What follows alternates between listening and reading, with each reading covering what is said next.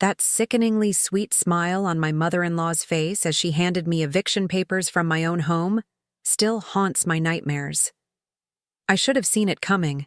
The calculated moves, the secret meetings with my husband, the helpful financial advice. But this time Vivian wasn't just meddling, she was orchestrating my complete destruction. I'm Nora, and at 34, I never imagined I'd be 7 months pregnant and sobbing in a roadside motel while the house I helped pay for slipped through my fingers. Before we jump back in, tell us where you're tuning in from, and if this story touches you, make sure you're subscribed. Because tomorrow, I've saved something extra special for you. Looking back, the warning signs were everywhere. The way she'd casually mention which neighborhoods were appropriate for her son. How she'd squeeze my arm just a little too tight when pointing out features in houses she approved of. The careful way she'd ask about our budget, eyes narrowing when I'd mention my contribution from years of saving? Don't worry about the money, dear, she'd say to me while looking at her son Drew. Family takes care of family. Drew and I had been married for 3 years, and for 3 years, Vivian had been a constant shadow over our relationship. The weekly dinners at her sprawling colonial home. The unexpected visits to our apartment. The phone calls that always seemed to come right when Drew and I were in the middle of important conversations. She's just lonely since Dad died, Drew would explain, his voice tinged with that familiar guilt she wielded like a weapon. She means well. But meaning well doesn't explain why she kept an emergency key to our apartment even after we asked for it back.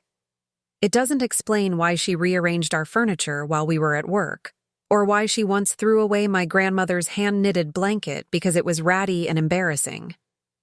Still, I never expected this. I never thought she'd go this far. It started innocently enough. Drew got a promotion at the architecture firm, and we finally had enough for a down payment on a modest home. We'd been searching for months when Vivian mentioned her bridge partner Harriet was selling her daughter's house, a charming craftsman just 10 minutes from downtown Oak Ridge.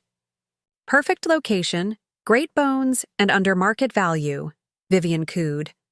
Harriet would be so pleased to keep it with a family she knows. The house was beautiful, hardwood floors, built-in bookshelves, a bay window that caught the morning light. Perfectly. I could immediately envision our future there. A nursery painted soft yellow, summer barbecues in the backyard, a lifetime of memories waiting to be made. It needs work, I said, noting the outdated kitchen and the bathroom that clearly hadn't been touched since the 1980s. Cosmetic issues, Vivian dismissed with a wave of her manicured hand. Drew can handle those, can't you, sweetheart? He's always been so handy. Drew nodded, already measuring the living room windows with his eyes, the architect in him seeing not what was, but what could be. We should think about it, I said cautiously. Get an inspection, talk to a realtor. Oh, there's no time for all that, Vivian insisted. Harriet has other interested parties. You need to decide now.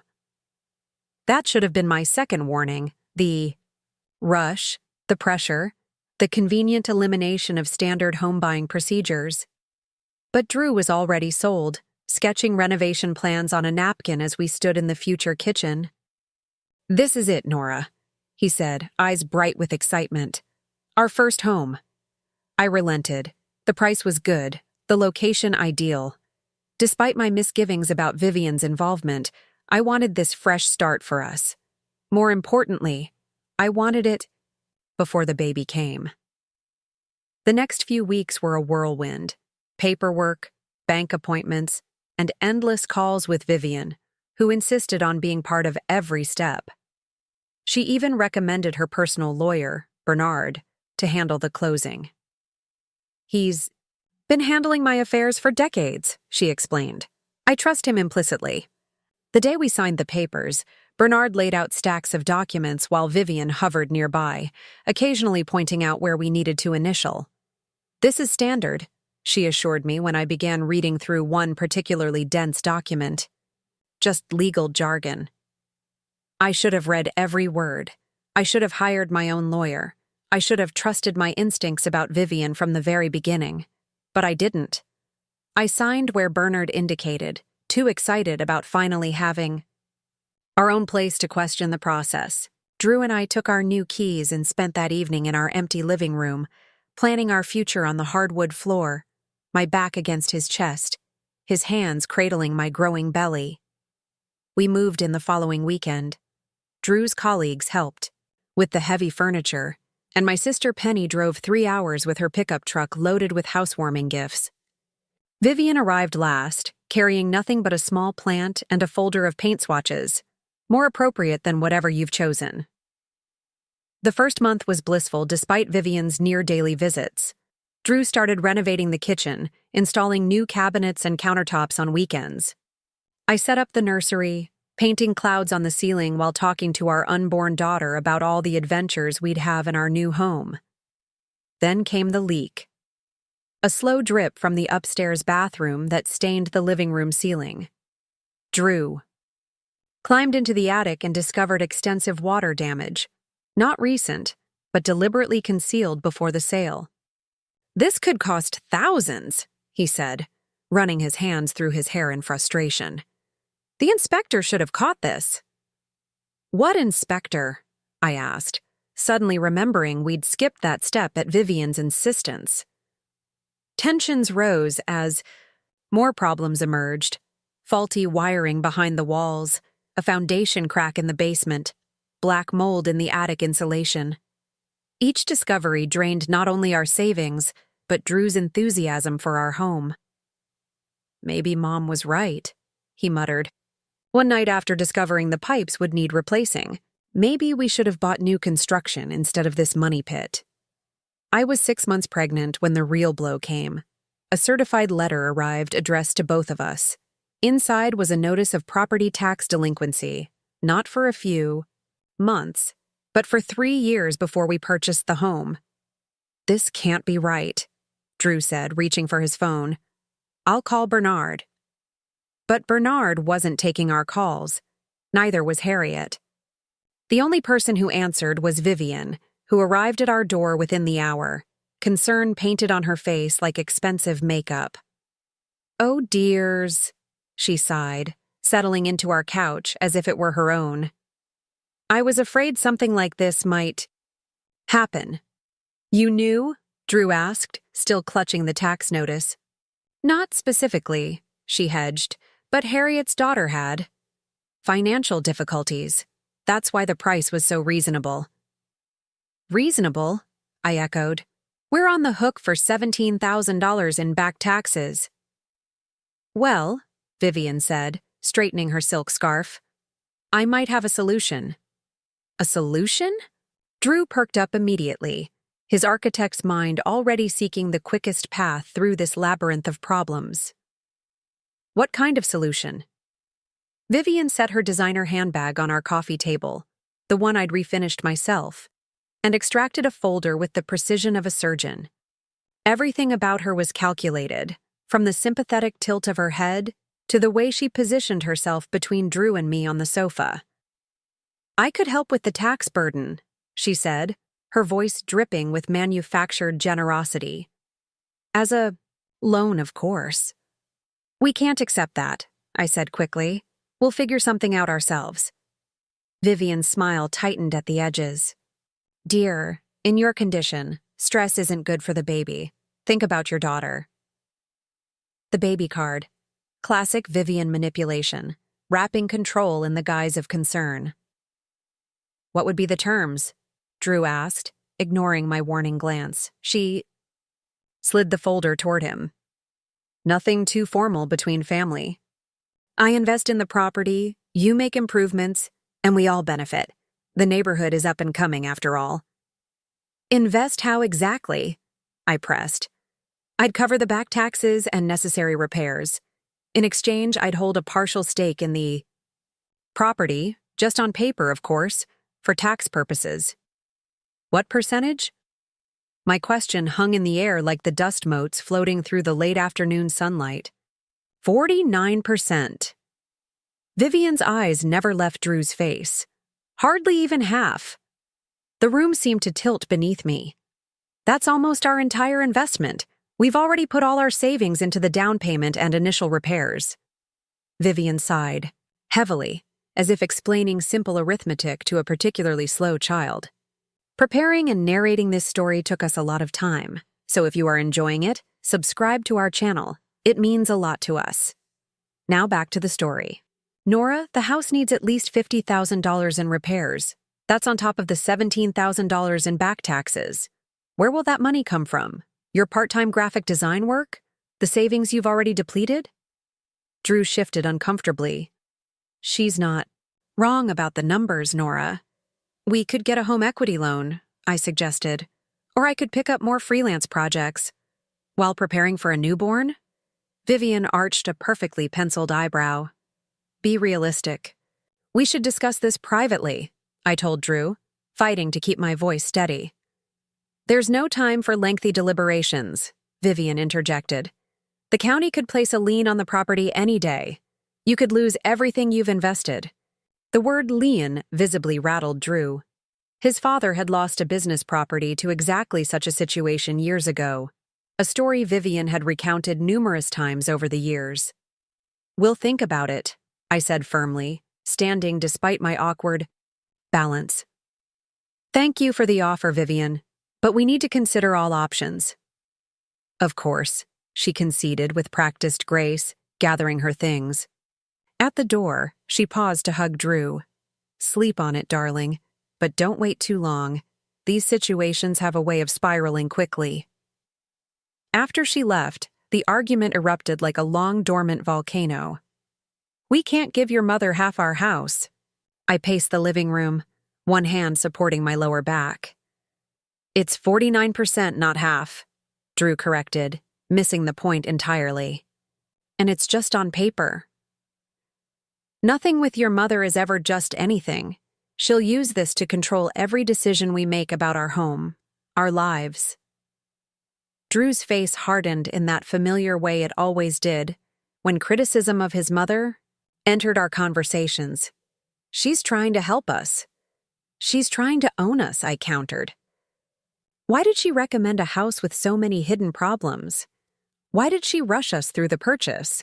Why did she insist on using her lawyer instead of one we chose? You're being paranoid, Drew dismissed, a phrase I'd heard increasingly since becoming pregnant. The hormones are making you irrational. I stopped pacing. Don't you dare blame this on hormones. Your mother has been systematically inserting herself into our marriage from day one, and now she wants to legally bind herself to our home. Our home that we might lose without her help, he shot back.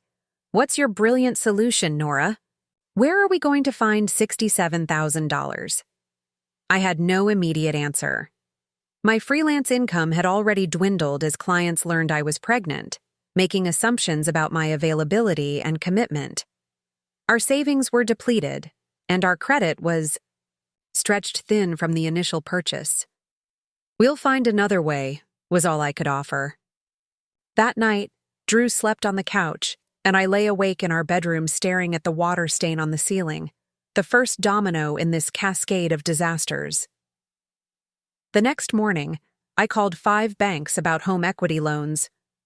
All rejected us due to the unresolved tax situation. 3 contractors came to assess the most urgent repairs, each quoting figures that made my stomach clench. By evening, when Drew returned from work, I was sitting at the kitchen table surrounded by rejection, letters, and repair estimates. Mom called, he announced without preamble. She's drafted the agreement. Bernard just needs our signatures. You told her yes without discussing it with me? My voice sounded distant, even to my own ears. Drew pulled out a chair, its legs scraping harshly against the hardwood. What choice do we have, Nora? Really? What choice? Later that week, we sat in Bernard's office, the same place where we'd signed our purchase documents months earlier. This time, I read every line of the agreement, despite Vivian's impatient sighs and Bernard's condescending explanations. As you can see, Bernard pointed to a paragraph buried on page 7. Mrs. Hayes will cover the tax liability and provide funding for necessary repairs up to $75,000. In exchange, she acquires a 49% ownership interest in the property. And this clause, I asked, indicating a section near the end, about occupancy determinations? Bernard adjusted his glasses. Standard language. Since Mrs. Hayes will be a significant stakeholder, she naturally has some say in decisions about the property. What kind of decisions? I pressed. Oh, major renovations, rental considerations, that sort of thing. He waved dismissively. Nothing that would affect your day-to-day living. Drew squeezed my hand under the table, a silent plea to stop making waves. His mother sat across from us, her expression placid but her eyes calculating. I signed the papers, not because I believed Bernard's explanation or trusted Vivian's intentions, but because our daughter kicked vigorously against my ribs at that exact moment, reminding me that some battles had to be postponed for more important ones. What I didn't know then, what I couldn't have imagined, was how quickly Vivian would exploit her newfound power. It started with helpful suggestions about the repairs. The contractors we'd selected weren't up to her standards. The materials we'd chosen were cheap and tacky.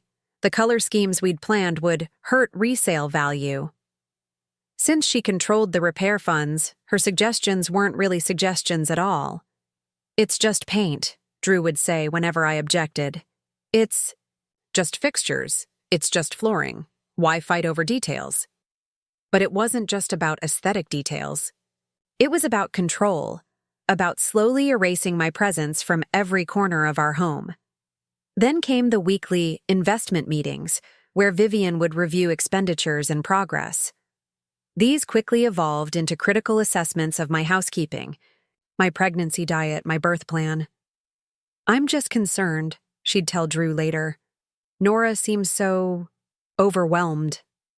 By my 8th month of pregnancy, Vivian had a key to our house, for emergencies, and used it liberally. I'd come home from doctor's appointments to find my carefully organized baby clothes rearranged, my birth books replaced with parenting, guides Vivian approved of, my home office increasingly cluttered with her belongings as she temporarily stored things in what she called the extra room. Our home no longer felt like ours. It had become an extension of Vivian's domain, with Drew and me merely occupants on increasingly shaky ground. The breaking point came 3 weeks before my due date. I waddled into our kitchen, now redone, in Vivian's preferred cream and sage color scheme instead of the bright yellows and blues I'd chosen, to find my mother-in-law and a woman I'd never seen before measuring the adjacent spare room. This would make a lovely sitting area, the stranger commented, making notes on a small pad. The morning light is perfect for reading.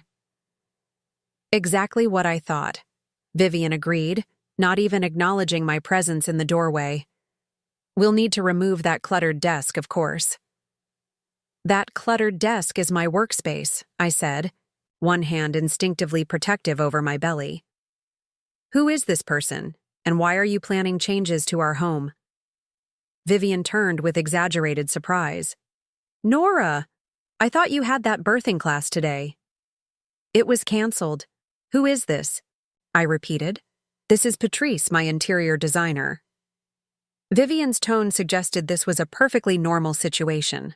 Since we're making so many improvements to the property, I thought we'd get professional input. For what purpose exactly? I asked, though I already knew. The dread that had been building for months crystallized into certainty. The guest, sweet, of course. Vivian smiled that honeyed smile that never reached her eyes. Since I'll be here to help with the baby for those first crucial months. No. The word fell from my lips like a stone. Absolutely not. Patrice glanced between us, clearly sensing the tension. Perhaps I should come back another time. Nonsense, Vivian dismissed. Nora's just hormonal. Expectant mothers get so territorial, don't they? My son will see the practicality of the arrangement. I stepped fully into the room, blocking their access to my office space. My husband and I have already discussed postpartum arrangements. We agreed we need time to bond as a new family. This was true, though Drew's commitment to that agreement had weakened with each passing week of Vivian's influence. "Plans change," Vivian said simply. "Drew called me this morning after your doctor mentioned the possibility of a C-section. You'll need significant help, and who better than family?" My doctor had mentioned no such thing. The pregnancy had been textbook perfect. Ironically, the only smooth aspect of our lives lately. The lie was so blatant I almost laughed. "My doctor said nothing about a C-section yesterday," I countered. "And even if she had, that would be a private medical matter between me, my husband, and my healthcare providers." Vivian's expression hardened momentarily before she recovered her practiced smile. Drew must have misunderstood something then. Regardless, Patrice and I are just exploring options. As a 49% stakeholder in this property, I have every right to discuss potential improvements. "Improvements to our home, not your personal suite," I said, my voice rising despite my efforts to remain calm. "The agreement clearly states I have input on all structural and design modifications," Vivian replied, her tone cooling. "Section 12, paragraph 4, if you've forgotten." Of course she had memorized the exact clause. I hadn't forgotten it. I'd spent nights poring over that contract, searching for loopholes, any escape from the web she'd spun around us. "Patrice," I addressed the designer directly. "I apologize, but this isn't a good time. We're not making any decisions about this space today." The woman nodded, clearly uncomfortable. "I'll touch base later, Vivian." She gathered her materials quickly and excused herself, leaving me alone with my mother-in-law. As soon as the front door closed, Vivian's facade dropped. "You're being unreasonable." Drew and I discussed this extensively. "Behind my back," I said flatly. Again. "Because you overreact to everything." She gestured dismissively toward my belly. "This pregnancy has turned you paranoid and controlling. Drew is worried about your mental state." The accusation landed like a physical blow. Drew and I had drifted apart over the past few months. But had he really been discussing my mental state with his mother? "Get out," I whispered, then louder. "Get out of my house, Vivian." "I believe you mean our house," she corrected, retrieving her designer handbag from the counter. "I'll speak with Drew tonight. He'll help you understand this arrangement is for the best." After she left, I sank onto the kitchen floor, my back against the cabinet she'd selected, and sobbed until I could barely breathe. When I finally managed to pull myself together, I called my sister Penny, the only person who truly understood the situation. "Move in with me," Penny offered immediately after I recounted the incident. "Today. Right now." "I can't just leave," I protested weakly. "This is my home too. And what about Drew?" "What about him?" Penny's voice hardened. "He's chosen his side repeatedly, Nora. He's allowing his mother to take over your life at the exact moment you need him most." "It's complicated," I said, the phrase I'd been using to excuse Drew's behavior for months. "The house, the money situation—" "It's not complicated," Penny interrupted. "It's crystal clear. Vivian is using this house to control both of you, and Drew is letting her. The question is, are you going to let her too?" I didn't have an answer. That evening, I confronted Drew as soon as he arrived home. "Your mother is planning to move in," I said without preamble. "She brought an interior designer to convert my office." Drew set down his briefcase with deliberate care. "She mentioned, you were upset about this." "Upset? I'm furious. How could you discuss this with her but not with me?" "Because I knew you'd react exactly like this," he sighed, loosening his tie. "Mom is trying to help, Nora. After the baby comes, we'll need support." "We need boundaries," I countered. "Your mother already controls our renovations, our finances, and increasingly, our marriage. Now she wants to live here? Temporarily, Drew clarified, as if that made it better. Just until you're back on your feet. And who decides when? That is, your mother. You? When does our life become our own again, Drew? He ran a hand through his hair, a gesture of frustration I'd seen increasingly often. You're being dramatic. It's a practical solution to a temporary problem. The problem isn't temporary, I insisted. It's Vivian's constant interference in our lives. She saved our house. Drew's voice rose for the first time. Without her, we'd be bankrupt and homeless. A little gratitude wouldn't hurt. Gratitude? I echoed in disbelief. She manipulated this entire situation from the beginning. She steered us toward a house with hidden problems, rushed us through the process without proper inspections, and then swooped in to save us by taking half. Ownership. Does none of that seem suspicious to you? Now you're being paranoid, Drew dismissed. Why would my mother deliberately create problems just to solve them? To maintain control, I said, the pieces falling into place as I spoke. To ensure you remain dependent on her, just like you've been since your father died. And now she's extending that control to me, to our baby, to every aspect of our lives. Drew's expression hardened. I'm not having this conversation again. Mom is helping, period. If you can't appreciate that, maybe you need to reevaluate your priorities. My priority is our family, you, me, and our daughter, not Vivian. She is family, Drew insisted. Not in our marriage she isn't, I countered. At least she shouldn't be. We went to bed angry, backs turned to each other in the darkness. The next morning, Drew left for work without saying goodbye. Another first in our relationship. By mid-afternoon, Vivian was back, this time with a contractor. I watched from the nursery window as they toured the backyard, gesturing toward spaces where, I assumed, more of Vivian's improvements would soon manifest. I called Penny again. I need some time to think, I told her. Can I stay with you for a few days? Pack your bags, she replied without hesitation. I'll be there in an hour. I packed methodically. Clothes, toiletries, the few mementos that were exclusively mine. Looking around our bedroom, I realized how few things truly reflected me anymore. The comforter was Vivian's choice. Higher thread count, dear. The curtains, too. Proper light control for proper sleep. Even the arrangement of furniture. Feng. Shui is essential for harmony. Penny arrived as promised, her ancient pickup truck rumbling in our driveway. Vivian, still in the backyard with the contractor, straightened immediately at the sound. Going somewhere? She asked, striding toward us as Penny helped load my suitcases. I'm staying with Penny for a few days, I said, not meeting her gaze. Does Drew know about this?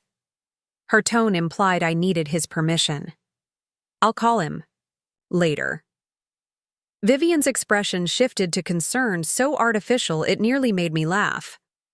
Nora, in your condition, you shouldn't be making impulsive decisions. The stress isn't good for the baby. What's not good for the baby, Penny interjected, is watching her mother be systematically erased from her own home. Vivian stiffened. This is a family matter. She is family, I said, echoing Drew's words from the night before, but with very different meaning. As we drove away, I watched Vivian in the side mirror, phone already at her ear. Calling Drew, no doubt, to spin this latest development into further evidence of my instability. Penny's apartment was small but welcoming. A graphic designer like me, she'd created a space that burst with color and personality, everything our house had gradually lost under Vivian's influence.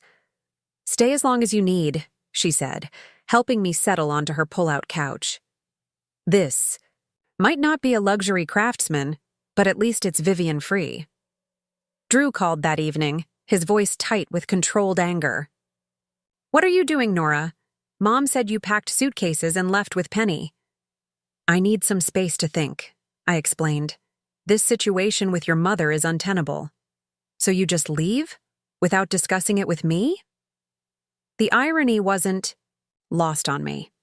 Like you discussed your mother moving in with us? Silence stretched between us, filled with all the things we'd left unsaid over the months. Come home, he finally said, his voice softening. We can work this out. How? You've chosen your mother's side in every disagreement we've had. Nothing. I say seems to matter anymore. That's not true, he protested. I'm trying to balance everyone's needs. Except mine don't seem to factor into the equation, I pointed out. I need our home to be ours, Drew, not your mother's newest renovation project. She's invested a lot of money. It's not about the money, I interrupted. It's about boundaries, respect, and partnership. I'm supposed to be your partner, but lately, it feels like I'm just an inconvenience in your relationship with Vivian. More silence. Then, when are you coming back? I don't know, I admitted. I need to figure some things out. The nursery is ready, he offered, as if this might sway me. Mom hired someone to finish the clouds you were painting on the ceiling. The statement, intended as an enticement, only reinforced my decision to leave. Even my unfinished project for our daughter couldn't remain mine.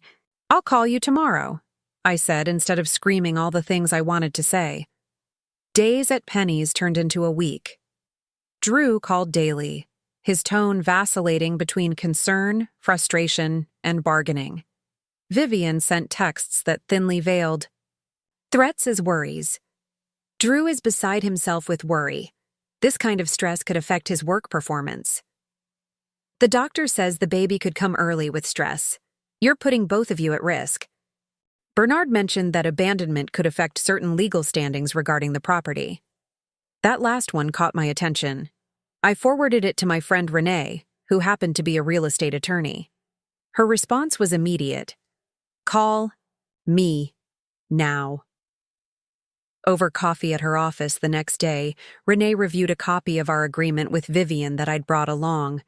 This is, she trailed off, flipping through the pages with increasing concern. Nora, this is predatory. No, it's not great, but no, you don't understand, Renee interrupted. This clause here about occupancy determinations? It essentially gives Vivian the right to determine who lives in the house. What? That's not what Bernard said it meant. Bernard works for Vivian, not you, Renee reminded me gently. This agreement is structured to gradually shift control of the property to her, not just ownership percentages. My hands trembled as I accepted the document back. So legally, could she evict you? Potentially, yes. Especially with this clause about harmonious household maintenance. It's deliberately vague, which gives her leverage. I felt sick. What about Drew? The agreement lists both of you as owners of the remaining 51%, but there's language here about primary decision-makers that seems to privilege Drew's position in case of disagreement between co-owners. She's planned for everything, I whispered, the full weight of Vivian's manipulation finally clear. Almost everything, Renee corrected. Have you checked the original deed? The one from when you purchased the house? I shook my head. Everything went through Bernard. Get a copy, Renee advised. There might be something there that could help. When I returned to Penny's apartment, there was a voicemail from Drew. Mom's lawyer sent some papers for you to sign. His voice sounded strained. Something about formalizing the living arrangements. Call me back. Instead, I called the county records office. The original deed would be public record, and I needed to see exactly what Bernard had filed months ago when we thought we were simply buying our first home. What I didn't expect was the phone call that came at 11 p.m. that night, jolting me from restless sleep on Penny's couch. Nora? Drew's voice was panicked. Where are you? At Penny's. You know that, I said, instantly alert. What's wrong? Mom came over with Bernard and some papers. She said since you've abandoned the property, We need to formalize the new arrangement. They had some document about transferring ownership percentages. My heart raced. Please tell me you didn't sign anything. I almost did, he admitted. But then Bernard mentioned something about your voluntary surrender of residence rights, and it felt wrong. I told them I needed to read everything first, and Mom got angry. Really angry. I've never seen her like that. What happened? I pressed, fully awake now. She said I was being ridiculous, that this was a simple formality given your unstable condition. I could hear the confusion in his voice. She talked about me like I wasn't even there, telling Bernard to explain it in simpler terms, so I'd understand what was best for me. That's how she talks to me all the time, I said quietly. I know. His voice broke. I see it now. I'm so sorry, Nora. I didn't want to believe. She's my mother. Drew. I asked them to leave, he continued. Bernard tried to insist, but I told them I'd call my own lawyer in the morning. Mom said. He hesitated. Mom said I was throwing away everything she'd done for me, just like your bad influence would ruin my life. The silence between us felt different this time, not hostile, but shared, as if we were finally seeing the same truth. Can we talk? He asked finally. In person? There's something I need to show you about the house. Something I found while looking for the original paperwork. What kind of something? I'm not sure, he admitted. But I think it's important. And Nora? I think you were right. About everything. Penny insisted on driving me to meet Drew the next morning. I don't trust this sudden change of heart, she said, keys already in hand. What if Vivian put him up to this to lure you back? The thought had crossed my mind too.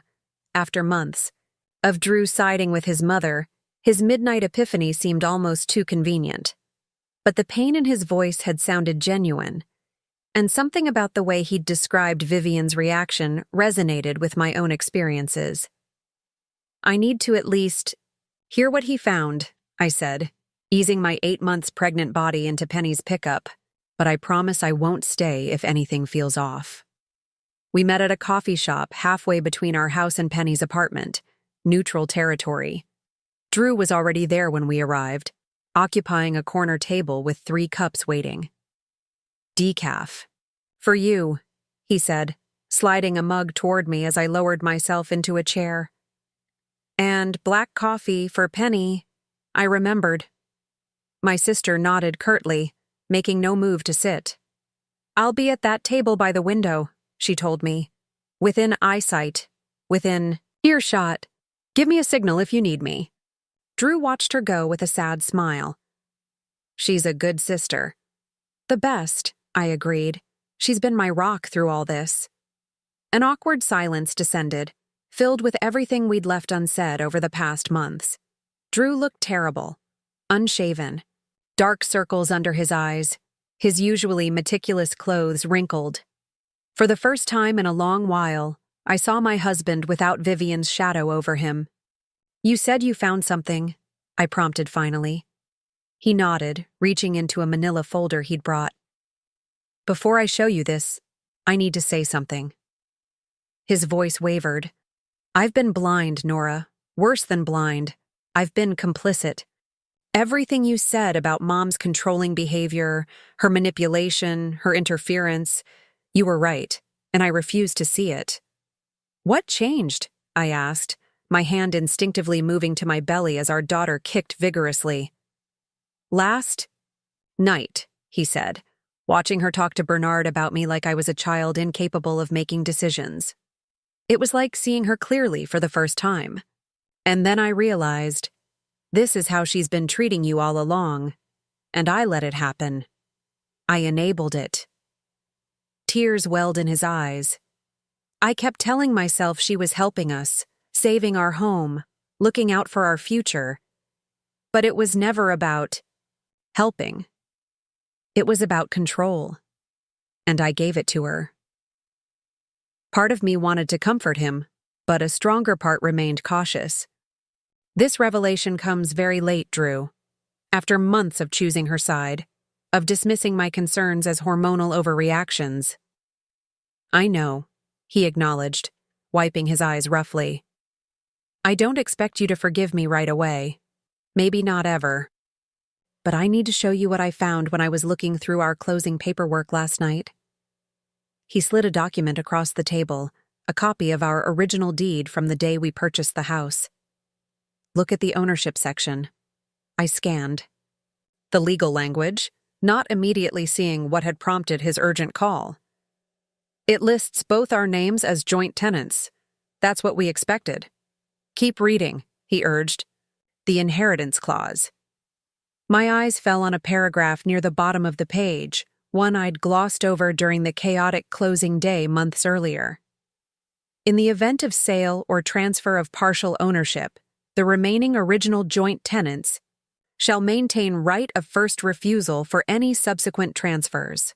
Should transfer occur without satisfying this condition, all partial ownership interests revert to the original joint tenants as recorded in this deed. I looked up, confusion, giving way to realization. It means, Drew said, leaning forward, that legally, Mom should have offered us the chance to buy back the shares before transferring any ownership to herself. The 49% she owns isn't valid because that right of first refusal was never honored. My mind raced through the implications. But we couldn't have afforded to buy anything back. That was the whole point of her solution. We needed her money. True, Drew conceded. But the clause doesn't say we had to exercise the right, only that it had to be offered. Bernard never mentioned this, and I'm certain it wasn't in any of the documents we signed with Mom. Because Bernard works for Vivian, I echoed Renee's words. He deliberately concealed this clause from us. Drew nodded grimly. I called a colleague this morning, Paul Fisher from the firm's legal department. He confirmed that if this clause wasn't explicitly waived in our agreement with Mom, her ownership stake could be legally challenged. For the first time in months, I felt a flicker of hope. So, what does this mean for us, practically speaking? It means we have leverage, Drew said. It means we can fight back. Your mother won't give up easily, I warned. You saw how she reacted last night just to you delaying a signature. Imagine her response to being told her ownership claim isn't valid. Drew's expression hardened with a determination I hadn't seen in a long time. I know. That's why I've spent the morning making calls. Paul referred me to a property rights attorney who can represent us. I've moved our savings to a new account Mom can't access, and I've changed the locks on the house. I stared at him, simultaneously impressed and wary. You changed the locks? After what happened last night, I realized she might try to take more drastic steps.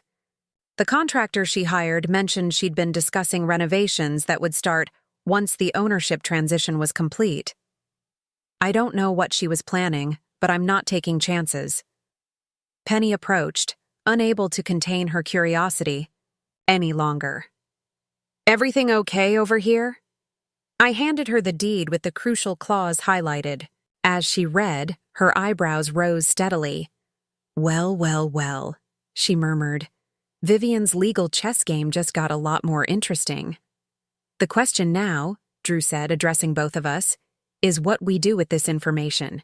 The attorney I spoke with laid out several options. Such as, I prompted. We could file for an injunction immediately, challenging her ownership based on this clause. It would likely lead to a court battle, but Paul thinks we'd have a strong case. Or, Penny pressed, clearly sensing there were alternatives.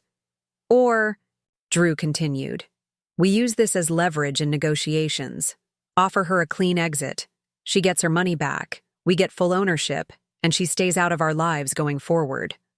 I considered both approaches, weighing the potential outcomes. Vivian wasn't someone who surrendered easily, regardless of legal standing.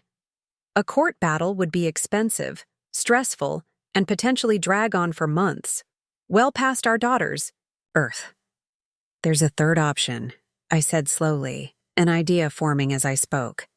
One that gives us the satisfaction of confrontation while avoiding a lengthy legal process. Drew and Penny leaned forward, intrigued. We call a meeting, I explained, with Vivian, Bernard, and us, plus our new attorney. We present the clause, demonstrate how their agreement violated it, and then offer our terms. Which would be? Drew asked. She surrenders all ownership claims immediately.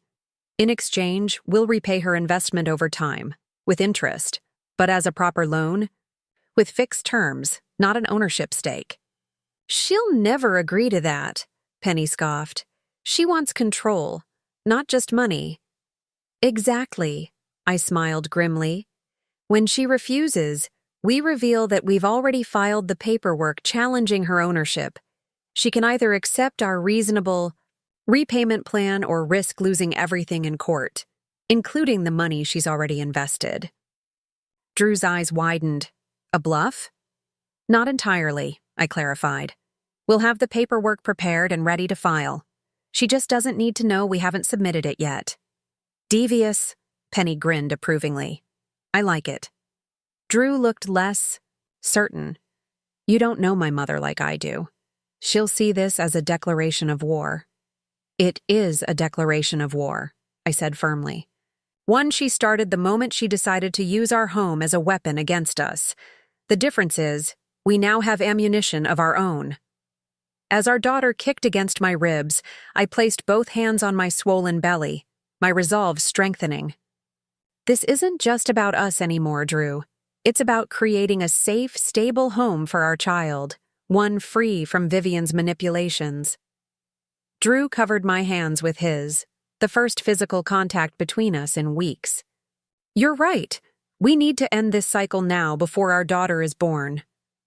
So we're decided? I asked, looking between my husband and my sister. We confront Vivian with what we know? Penny nodded firmly. I'm behind you 100%. Drew took a deep breath, then squeezed my hands. Let's reclaim our home. As we left the coffee shop, a text message from Vivian lit up Drew's phone. Bernard has finalized the residence agreement. We'll need Nora's signature by tomorrow to proceed with the planned improvements. I've scheduled contractors for next week. Drew showed me the message, his jaw tight with anger I'd never seen directed at his mother before. Perfect timing, he said. Let's schedule our meeting for tomorrow. At the house, I added. Our house. Back at Penny's apartment, we spent the afternoon preparing. Drew called the attorney, explaining our strategy and requesting his presence at tomorrow's meeting. I created a detailed timeline of Vivian's involvement in our home purchase, highlighting each suspicious coincidence and manipulation. What if she brings reinforcements? Penny asked as evening fell. More lawyers or witnesses to paint you as the unstable pregnant woman abandoning her home. Then we adapt, I said with more confidence than I felt. The facts and the law are on our side. Besides, Vivian relies on privacy for her manipulations. She won't want an audience for this. Confrontation. Drew nodded in agreement. She cultivates this image of the perfect, supportive mother-in-law. The last thing she'll want is witnesses to the ugliness beneath that facade.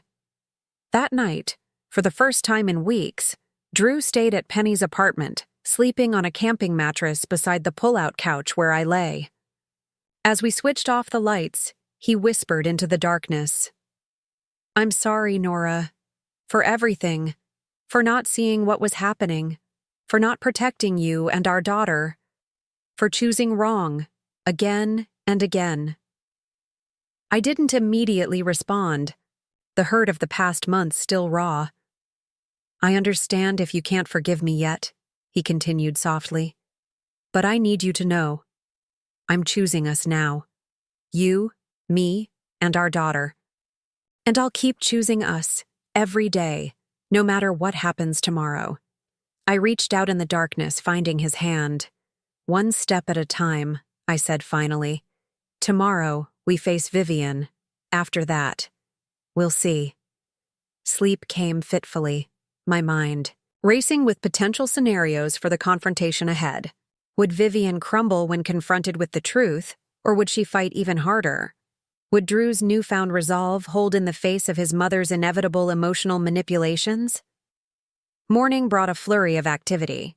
The attorney, Wilson Delgado, arrived at Penny's apartment for a final briefing before the meeting. Precise and confident, he reviewed our strategy and the relevant documents. "This inheritance clause is quite clear," he confirmed, examining the deed. "Your mother-in-law's claim to ownership is legally vulnerable. I've prepared both the negotiation terms and the court filing, should we need it." At 10 a.m., we pulled into the driveway of our Craftsman home. Vivian's luxury sedan was already parked out front, along with Bernard's town car. "Ready?" Drew asked, helping me out of Penny's truck. I placed a hand on my belly, feeling our daughter's reassuring movements. "Ready." As we approached the front door, our front door, I felt a surge of determination unlike anything I'd experienced before. This wasn't just about reclaiming physical space. It was about establishing boundaries that would protect our family for years to come. It was about teaching our daughter, even before her birth, that some things are worth fighting for. Drew unlocked the door with the new key, and we stepped over the threshold together, united in purpose for the first time in months. Ahead lay uncertainty, confrontation, and quite possibly the fight of our lives. But we were ready, because some battles aren't just about winning. They're about deciding what kind of life you want to create, what kind of parent you want to be, what legacy you want to leave. And as we entered the living room where Vivian waited, perfectly poised in an armchair like a queen on her throne, I knew with absolute certainty this was the moment that would define our future. "Nora, darling." Vivian's voice dripped with artificial sweetness as we entered the living room. "How wonderful of you to finally join us. We've been so concerned." She sat in what had once been my favorite reading chair, now reupholstered in a fabric of her choosing. Bernard occupied the adjacent sofa, papers spread across our coffee table. The scene embodied everything wrong with our situation. They had made themselves at home in our absence, rearranging our lives without our consent. "I'm sure you were," I replied, maintaining a calm I didn't entirely feel. Drew's hand rested supportively at the small of my back as Wilson Delgado stepped forward, extending his business card to both Vivian and Bernard. "Wilson Delgado, property rights attorney," he introduced himself smoothly. "I'll be representing Mr. and Mrs. Hayes in this matter." Bernard's eyebrows rose slightly, the first crack in his professional veneer. "I wasn't aware legal representation was necessary for a simple family agreement. That characterization is precisely what we're here to discuss," Wilson replied, setting his briefcase on the edge of the coffee table. "Though I wouldn't describe a legally flawed property transfer as simple." Vivian's perfect smile faltered momentarily. "Drew, what is the meaning of this? We discussed everything last night." "No, Mom," Drew said firmly. "You discussed. I listened. And then I did some research of my own." I lowered myself carefully onto the remaining armchair, positioning myself directly across from Vivian. "We've reviewed the original property deed," I explained, "and discovered something interesting that Bernard apparently overlooked during the transfer of ownership." Bernard's expression tightened. All paperwork was properly filed according to state regulations. "The paperwork?" "Perhaps," Wilson interjected, "but not the conditions stipulated in the original deed." He withdrew a copy of the document, highlighting the inheritance clause with a yellow marker before sliding it across the coffee table. This right of first refusal was never honored. Vivian barely glanced at the document. "I'm sure whatever minor technical oversight you've discovered can be easily remedied." "Bernard?" Bernard reached for the deed, his practiced nonchalance betrayed by a slight tremor in his hand. As he read the highlighted clause, his expression darkened. "This is," he began, then cleared his throat. This particular clause isn't relevant to our situation. The transfer wasn't a sale, but an investment partnership. An investment partnership that transferred 49% ownership, Wilson corrected, which absolutely triggers the right of first refusal condition. The language is unambiguous. Drew leaned forward. You deliberately concealed this clause from us, Bernard. The question is whether you did so at my mother's instruction or of your own initiative. I resent the implication, Bernard bristled. My professional ethics are clearly flexible, I interrupted. Just like the standard language you claimed was in our agreement about occupancy determinations. Vivian's composure cracked. Further, her perfectly manicured nails digging into the armrests. Drew, I don't appreciate this ambush. If there were concerns about the agreement, the appropriate approach would have been a private conversation. Like the private conversation you had with Bernard about transferring my ownership while I was staying at Penny's, I challenged, or the private renovations you planned without our consent. Everything I've done has been for this family's benefit, Vivian insisted, her voice rising slightly. I saved this house when you couldn't afford it.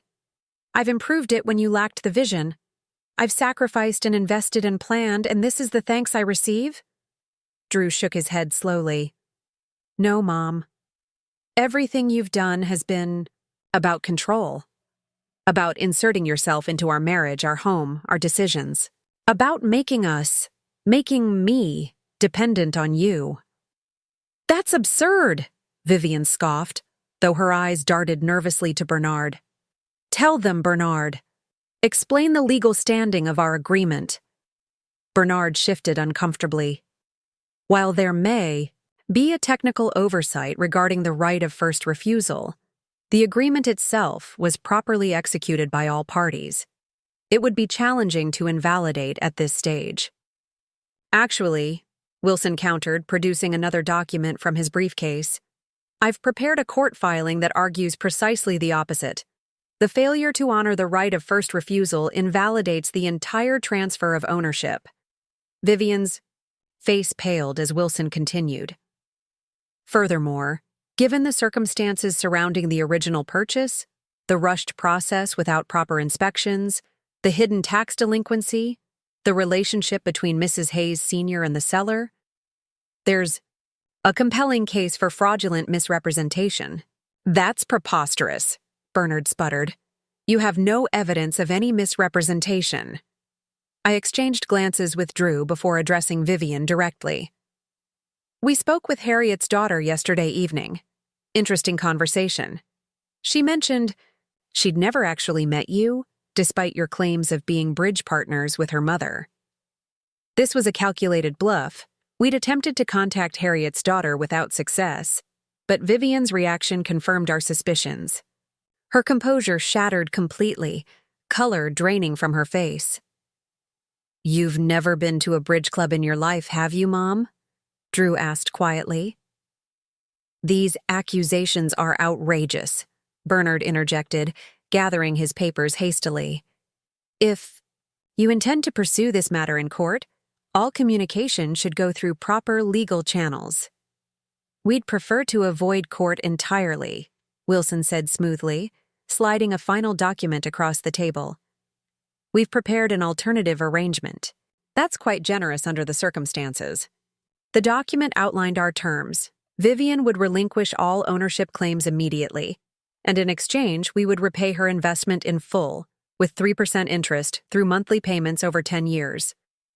This is insulting, Vivian hissed, pushing the document away without reading it. After everything I've done, you expect me to simply walk away? To surrender my rightful ownership? Your ownership isn't rightful, Drew stated firmly. It was obtained through manipulation and legal oversight. These terms represent our good faith effort to resolve this fairly. And if I refuse? Vivian challenged. Wilson tapped the court filing. Then this gets submitted today. The property claim goes into dispute, which freezes any further renovations or changes. Given the evidence we've compiled, litigation could extend for years during which time your investment remains tied up with no return. Bernard leaned toward Vivian, whispering urgently. She brushed him off, her eyes locked on Drew. "You would do this to your own mother?" she asked, her voice trembling with carefully calibrated emotion. "After everything I sacrificed for you? After raising you alone when your father died?" I watched Drew's face, sensing the familiar pull of guilt Vivian had weaponized for years, but something had changed in him. A new resolve hardened his features. "This isn't about the past, Mom. It's about the future. My future with Nora and our daughter. A future where we make our own choices, in our own home, without your interference." Vivian's gaze shifted to me, cold and calculating. "This is your doing. You've turned my son against me." "No," I replied calmly. "You did that yourself when you decided ownership was more important than relationship, when control became more valuable to you than connection." For a fleeting moment, something like uncertainty flickered in Vivian's eyes, perhaps the first recognition that her carefully constructed plan was crumbling. Then her expression hardened into resolution. "Bernard!" she snapped, rising from the chair. "We're leaving! Prepare a response to these ridiculous claims." As they gathered their things, Wilson cleared his throat. "You have 48 hours to accept these terms before we file with the court. I suggest you review them carefully with your attorney, preferably one without a personal stake in the outcome." Bernard bristled but said nothing as he escorted Vivian toward the door. At the threshold, she turned back, her gaze boring into Drew. "You'll regret this decision," she said, voice low and dangerous. "When everything falls apart, don't come crying to me." The door closed behind them with surprising softness. Not the dramatic slam I'd expected, but a quiet click that somehow felt more ominous. In the silence that followed, Drew slumped onto the sofa, exhaustion etched across his face. That went about as well as could be expected. Wilson began gathering his materials. "She'll fight, but our position is strong. I wouldn't be surprised if Bernard advises her to accept the terms once he reviews everything more carefully." "You don't know my mother," Drew said grimly. "She never surrenders. She just changes tactics." I moved to sit beside him, resting, my head against his shoulder. "Then we'll be ready." "She won't wait 48 hours, I said, rubbing my lower back as Wilson departed with promises to remain on standby. "Vivian's already planning her countermove." Drew nodded grimly, locking the door behind our attorney. "I know. The question is, what form will it take?" We didn't have to wait long for our answer. Less than 3 hours after the confrontation, Drew's phone began buzzing incessantly. Missed calls from his architectural firm's partners, urgent text messages from colleagues, and finally, a formal email from the managing partner requesting an immediate meeting. "What's happening?" I asked as Drew stared at his phone in disbelief. "Mom happened," he said, showing me the email. "She's friends with Harold Winters, the founding partner. Look at the subject line. Concerning allegations regarding Hayes' family. Trust." I scanned the message, my stomach nodding as I read. The email referenced serious concerns brought to our attention and potential conflicts of interest requiring immediate clarification. "She's going after your job," I whispered, "because she can't control the house." Drew's expression hardened. "She knows exactly where to apply pressure. The firm has strict policies about financial disclosures and potential conflicts. If she's implied I've hidden financial arrangements or misused client information. But you haven't done any of those things." "Truth isn't the point," he replied, already typing a response. "The allegation alone creates doubt, and doubt is dangerous in a field built on trust and reputation." While Drew arranged to meet with the partners the following morning, I made calls of my own. First to Penny, updating her on the situation, then to Wilson, alerting him to Vivian's first counterattack. Classic deflection strategy, Wilson noted. She's creating a crisis in another arena to force you to abandon or delay the property challenge. Will it work? I asked. Not legally, he assured me. But psychologically? That depends on how well you both stand firm under pressure. The pressure escalated rapidly. By evening, Drew received a formal notice from the firm placing him on paid administrative leave, pending investigation of undisclosed financial entanglements that allegedly created conflicts with two major development projects. This is insane, Drew muttered, pacing our living room. She's fabricated connections that don't exist. I've never used firm resources for personal gain or shared confidential information. I watched him from the couch, one hand absently, rubbing my belly as our daughter kicked vigorously. She's trying to make you desperate enough to surrender the house claim. I know, he sighed, running his hands through his hair. And it might work. We're about to have a baby, Nora. If I lose my job over false allegations. We'll manage, I said with more confidence than I felt. My freelance work is picking up, and Penny's offered to let us stay with her as long as we need.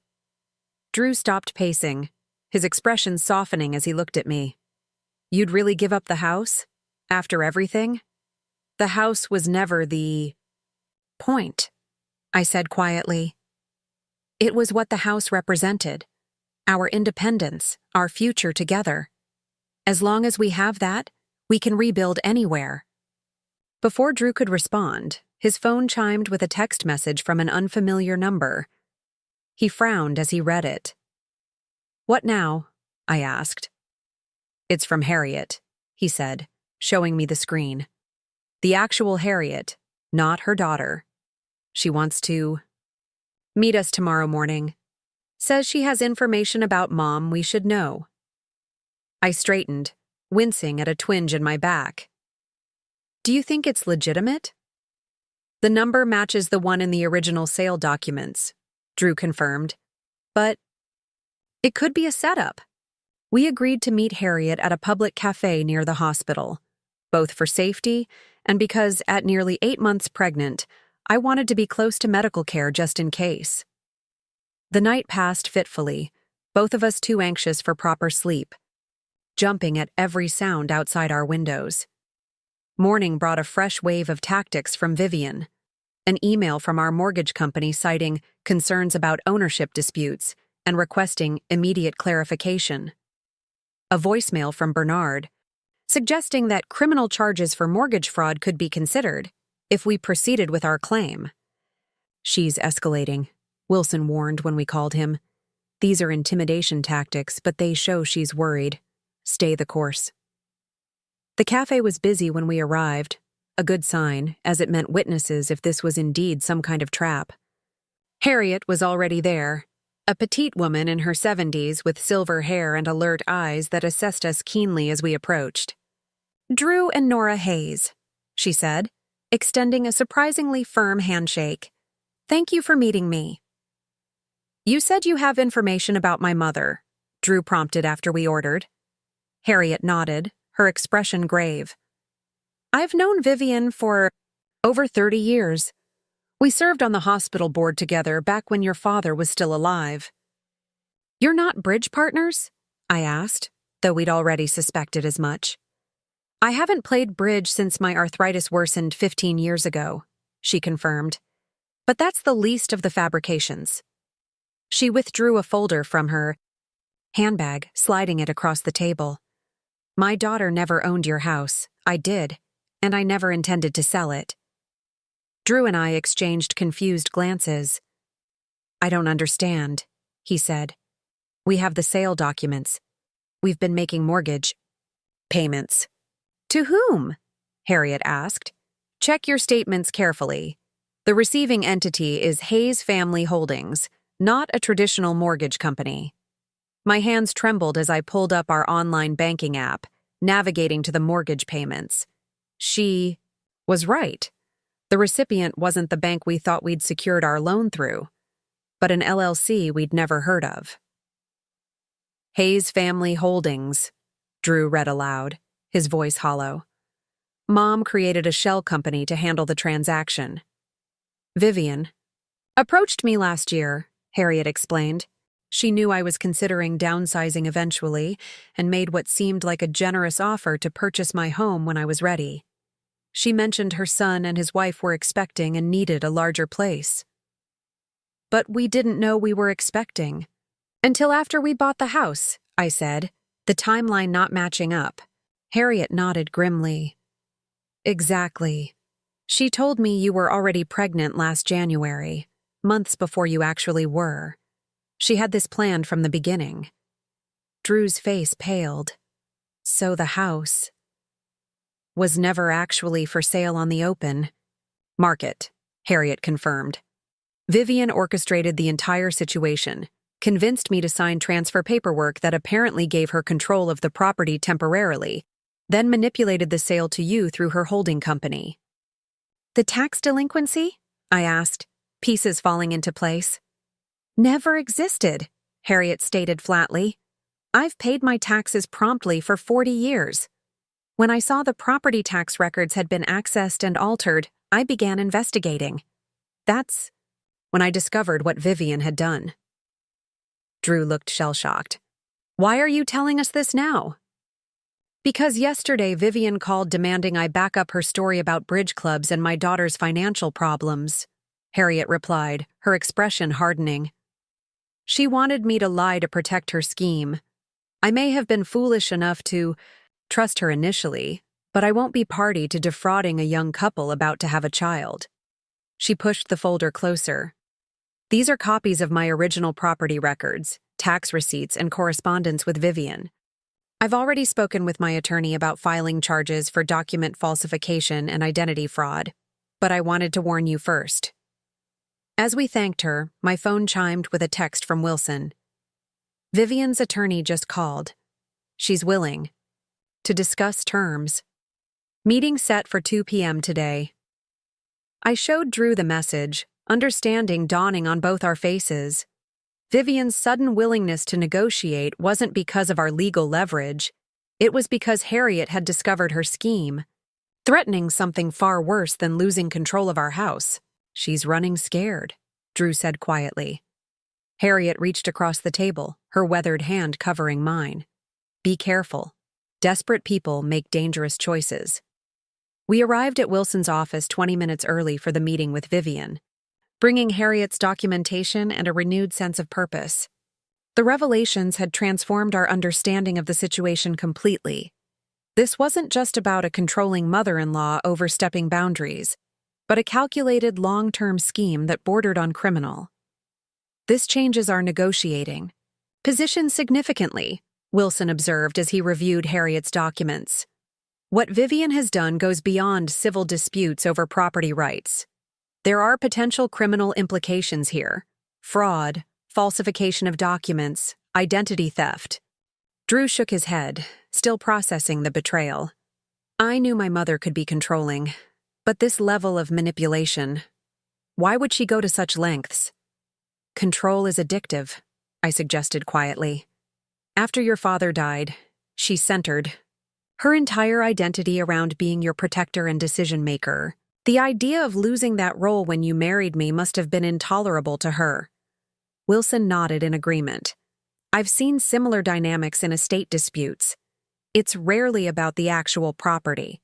It's about what the property represents, in terms of power and relationships. At precisely 2 o'clock, the receptionist announced Vivian's arrival. She entered Wilson's conference room alone. No Bernard, no other legal representation. A calculated move that immediately put us on alert. Drew, darling, she greeted, as if yesterday's confrontation had never happened. She barely acknowledged my presence with a curt nod. I think we got off on the wrong foot yesterday. I'm here to discuss a reasonable compromise. Where's Bernard? Drew asked, not returning her warm smile.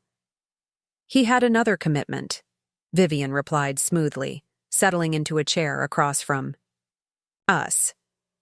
After reviewing the situation, I decided a more personal approach would be appropriate. We are family, after all.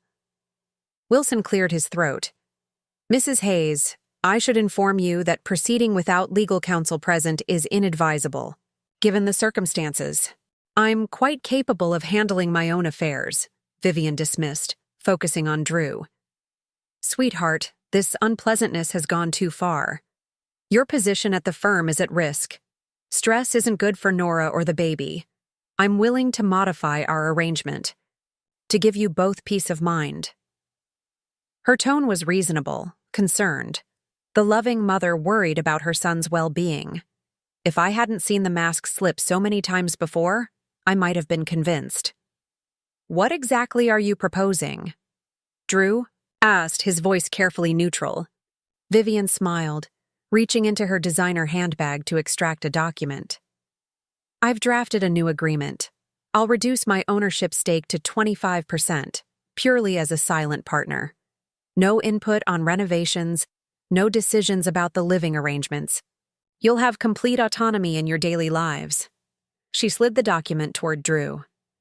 In exchange, you'll withdraw any challenges to the original agreement and clarify the misunderstanding with your firm. A simple miscommunication, easily resolved. And if we refuse? I asked, speaking for the first time. Vivian's smile didn't waver, but her eyes hardened. Then, unfortunately, matters will have to proceed through more formal channels. The firm's ethics committee is very thorough in their investigations.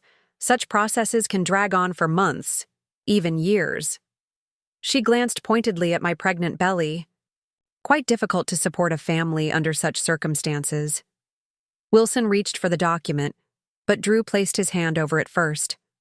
Before we discuss this further, there's something you should know. He slid Harriet's folder across the table.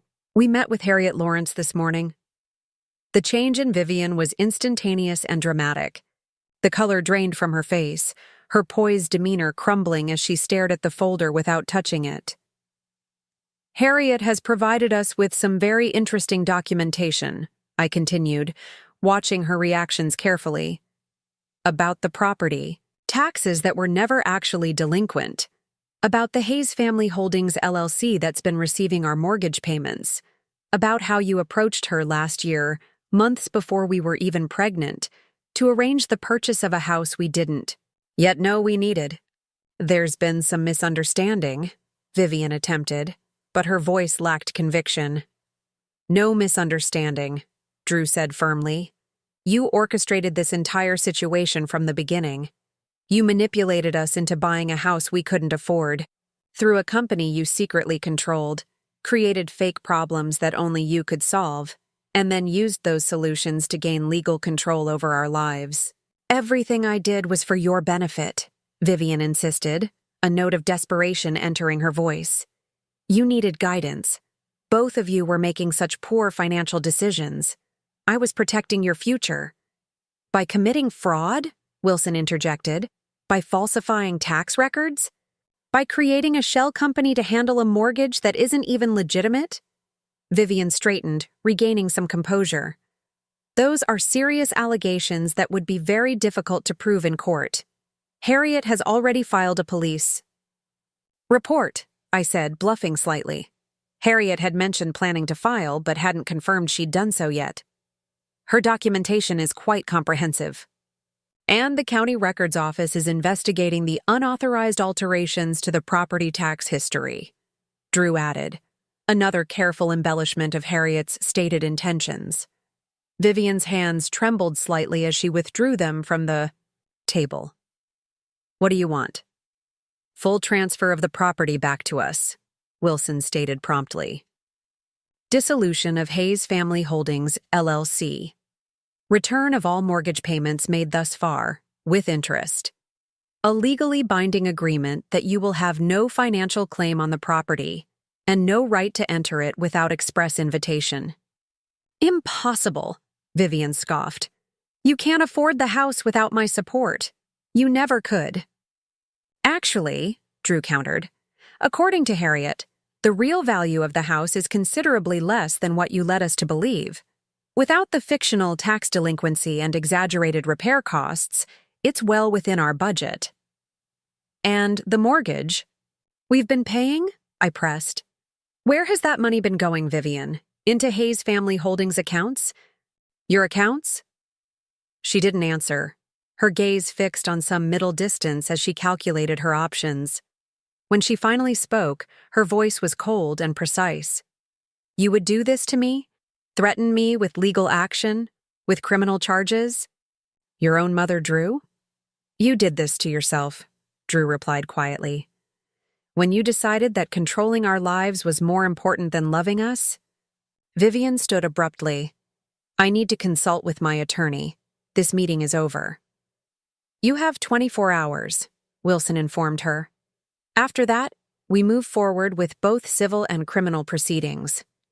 She paused at the door, turning, back with an expression I'd never seen before, not anger or calculation, but genuine fear. You don't understand what you're doing. This will destroy everything. No, I corrected her. It will just rebuild it, honestly. After she left, the three of us sat in silence for several moments, processing what had just occurred. She's cornered, Wilson observed. But that makes her unpredictable. Be prepared for one last desperate move. Drew nodded grimly. With my mother, the most dangerous moment is when she realizes she's lost control. What kind of move? I asked, one hand protective over my belly as our daughter kicked vigorously, as if sensing the tension. Hard to predict, Wilson admitted. But given what we know about her methods, I'd expect something designed to create an immediate crisis that forces you to accept her terms to resolve it. Drew's phone chimed with a text message. He glanced at it, his expression darkening. Like having the utilities shut off at our house? Water, electricity, gas, all disconnected due to ownership dispute. She works fast, Wilson muttered, already reaching for his phone. I'll get an emergency injunction. And I'll call Penny, I said, my mind racing.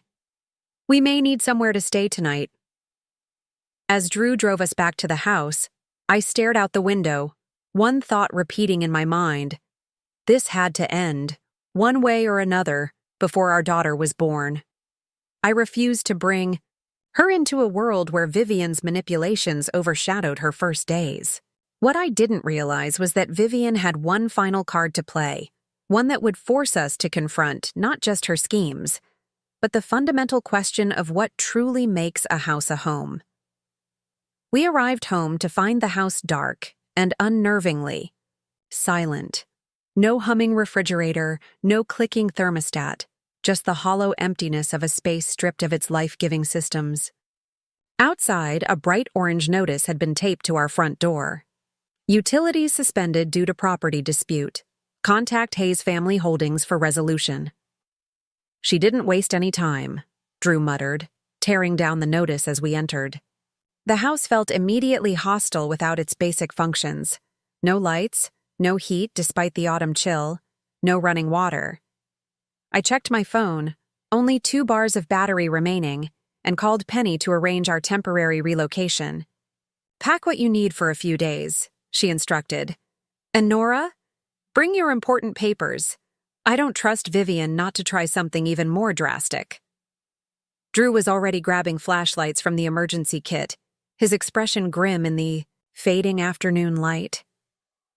Wilson says the emergency injunction to restore utilities won't be issued until morning at the earliest. We moved through the house with practiced efficiency, gathering clothes, medications, my pregnancy documents, and the few sentimental items we couldn't bear to leave behind. As I carefully packed my grandmother's handmade baby blanket, one of the few things that had survived Vivian's numerous cleanings, a sharp pain lanced across my lower back. Nora? Drew noticed my wince immediately. What's wrong? Just Braxton Hicks, I assured him, referring to the practice contractions I'd been experiencing occasionally. The stress isn't helping, but I'm fine. He looked unconvinced, but continued, packing. When he disappeared upstairs to gather toiletries, I sank onto our couch, breathing deeply through another wave of discomfort. I was only at 34 weeks, Too early for real labor. Just stress and dehydration, I told myself. The baby kicked reassuringly, as if agreeing with my self-diagnosis. As twilight deepened outside our windows, the house transformed into a landscape of shadows and unfamiliar silhouettes. This place that should have represented our fresh start, our family's foundation, now felt like a battleground. Each room marked by Vivian's interference, each surface bearing the memory of some boundary crossed. "I think that's everything essential," Drew said, returning with our toiletry bags. "Penny said she'd be here in 15 minutes. I nodded, still focused on my breathing. "Did you get the copy of the deed and Harriet's documents?" "All in my briefcase," he confirmed, sitting beside me. "How are you feeling, really?" Before I could answer, headlights swept across our front windows as a vehicle pulled into our driveway. "That was fast," I remarked, assuming Penny had arrived early. But it wasn't Penny's pickup truck illuminating our walkway. It was Vivian's luxury sedan. "What now?" Drew muttered, moving to the window. "She's got someone with her."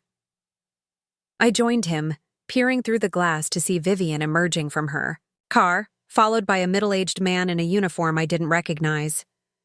"That's not Bernard," I observed. "No," Drew agreed, his voice tight.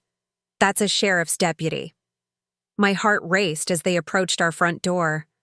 What new tactic was this? Had she actually filed some kind of charges against us?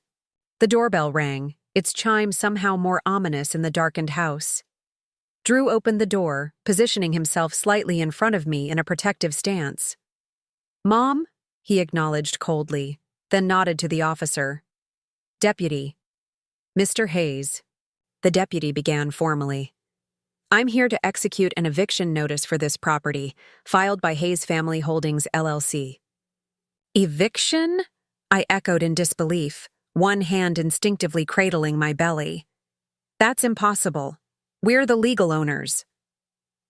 "According to the documentation I've been provided," the deputy continued, "you've been renting this property from Hayes Family Holdings, and you're now in violation of the rental agreement due to unauthorized modifications and non-payment of appropriate fees." Vivian stood slightly behind the officer, her expression a perfect mask of regretful concern. "I tried to resolve this amicably," she said, addressing her words to the deputy rather than to us. "But they've left me no choice. The property is being damaged, and as the responsible party, I have obligations to protect the asset." Drew's voice remained remarkably steady. "Deputy, there's been a misunderstanding. We purchased this home, not rented it. We have documentation proving ownership and evidence of fraudulent activity by Hayes Family Holdings." "Son, I understand this is upsetting," the deputy replied, his tone suggesting he'd handled many such domestic disputes. "But I have a court order here requiring you to vacate the premises immediately. You can contest it through proper legal channels, but tonight, you need to gather your essential belongings and leave." I felt lightheaded, another pain radiating across my back. This couldn't be happening. Not now, with our daughter due in just 6 weeks. Not like this, forced out of our home by the woman who should have been supporting us. "Deputy," I managed, fighting to keep my voice from shaking.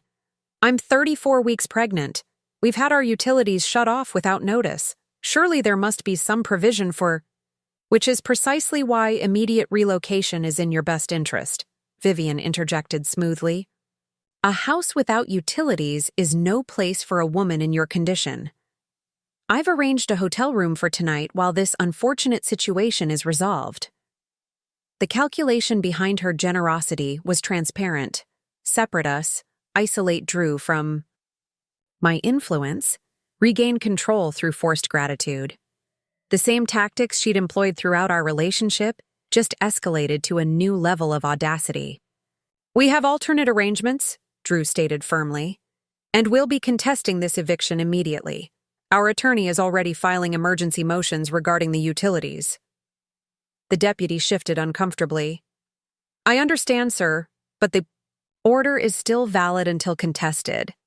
I need to ask you to— He was interrupted by the arrival of another vehicle, Penny's pickup truck, rumbling into the driveway like cavalry arriving at the last moment. My sister emerged, taking in the scene with one quick, assessing glance before striding toward us. "What's going on here?" she demanded, positioning herself beside me. "Ma'am, I'm executing an eviction order," the deputy began. "No, you're not," came another voice, Wilson Delgado's, as he emerged from the passenger side of Penny's truck. "Not until you've reviewed this emergency stay." He handed the deputy a document bearing an official court seal. "Filed electronically and approved by Judge Mercer 20 minutes ago. You'll find everything in order." The deputy examined the document, his expression shifting from obligation to uncertainty. "This appears to be valid, but I'll need to call this in to confirm." As he stepped away to make his call, Vivian's composed facade cracked. "This is ridiculous," she hissed at Wilson. "You can't possibly have secured a stay this quickly." "Judge Mercer takes a special interest in cases involving potentially fraudulent evictions of pregnant women," Wilson replied calmly, "particularly when presented with evidence of document falsification and utility tampering." The deputy returned, his manner notably different. "The stay is confirmed," he told us. "The eviction is suspended pending further judicial review." Vivian's face contorted with barely controlled rage. "This is absurd. They're damaging my property." "They have no right to—" "Mrs. Hayes," the deputy cut in, "I strongly suggest you leave these premises now. The stay order mentions potential harassment concerns." For a moment, I thought she might actually lose control completely. Her hands clenched into fists, color flooding her normally composed features. Then, with visible effort, she reassembled her mask. "This isn't over," she said quietly, addressing Drew rather than me. Not by a long shot. As her car pulled away, I sagged against Drew, another contraction, stronger this time, rippling across my abdomen. "Nora?" Penny's voice sharpened with concern. "I think," I said carefully, "we might need to go to the hospital instead of your apartment." Drew's face paled. "The baby? It's too early." "Probably just stress," I assured him, though I was less convinced than before. But better safe than sorry. As Penny helped me to her truck, I looked back at our house. Dark, contested, transformed from dream home to battleground. Yet somehow, standing firm against Vivian's most extreme measures had changed something fundamental in how I viewed the situation. This wasn't just about property rights or legal ownership anymore. It was about reclaiming our power to define our own lives, to establish our own boundaries. Whether or not we ultimately kept this particular house, we had already begun building something more important. A family strong enough to withstand Vivian's manipulations. And that transformation, I realized as we drove toward the hospital, was the true foundation we needed for our daughter's future. The hospital's triage room was a stark contrast to our darkened house, blindingly bright, antiseptic, and filled with the steady beeping of monitors tracking both my vitals and our daughter's heartbeat. After an hour of observation, the doctor confirmed what I'd suspected. "False labor," she explained, reviewing the contraction monitor. "Brought on by dehydration and stress. Your body's sending warning signals, Mrs. Hayes." "So the baby's okay?" Drew asked, gripping my hand tightly. "Perfectly fine," the doctor assured us. "Strong heartbeat, good movement. But," she added, fixing me with a stern look, "you need to minimize stress for the next 6 weeks. Preterm labor is a real risk in high-stress situations." After receiving IV fluids and strict instructions to rest, I was discharged near midnight. The utilities at our house remained disconnected, so we headed to Penny's apartment, all of us exhausted from the day's events. "You take the bedroom," Penny insisted, already converting her couch into a makeshift bed for herself. "I've put fresh sheets on everything." I was too tired to argue, collapsing onto her bed while Drew brought in our hastily packed bags. Just before I drifted off, I heard his phone chime with a message. "Who's texting at this hour?" I murmured sleepily. Drew stared at his screen, his expression unreadable in the dim light. "It's from Mom." I forced myself back to alertness. What does she want now? "To meet tomorrow," he said, sitting heavily on the edge of the bed. "Just her and me. She says she's ready to end this painful situation once and for all." Warning bells rang in my mind. It's another manipulation. She's trying to isolate you, get you alone where she can work on your emotions without anyone interfering. "I know," he sighed, setting the phone aside. "But what if this is our chance to finally resolve everything? What if she's genuinely ready to surrender? After what she pulled today?" I shook my head. "She had us evicted, Drew. She claimed we were renters and filed false documents with the sheriff's department. That's not someone preparing to surrender." He lay down beside me, staring at the ceiling. "You're right. But I need to end this, Nora. For you, for the baby, for all of us. I can't keep fighting her while you're at risk of preterm labor." "We'll end it together," I insisted, taking his hand. "That's the only way this works. As a united front. The moment she gets you alone, she'll deploy every emotional weapon in her arsenal." Drew was quiet for a long moment. What if I recorded the conversation? Brought Wilson's associate as a witness? She'd still think she was getting what she wanted, me alone, but I'd have protection from her manipulations. The idea had merit. Wilson did say her next move would be desperate. Maybe we can use that desperation to our advantage. We spent the next hour formulating a plan, finally falling asleep as dawn began to lighten Penny's bedroom curtains. Morning came too quickly, with Wilson arriving at 8 a.m. to discuss strategy. "Recording the conversation is smart," he agreed, "but having a witness is even better. My associate Clara can accompany you as your legal advisor. Not threatening enough to send Vivian running, but sufficient to keep everything above board." "What about the utilities at our house?" I asked. "And the eviction attempt?" "The utilities should be restored by noon today per the judge's order," Wilson explained. "And I've filed a formal complaint about the fraudulent eviction. The sheriff's department is not happy about being misled." Drew nodded, checking his watch. "Mom wants to meet at 10 a.m. at Bernard's office." "Not neutral territory," Wilson noted with a frown. "She's ensuring home field advantage." "I'll be careful," Drew promised.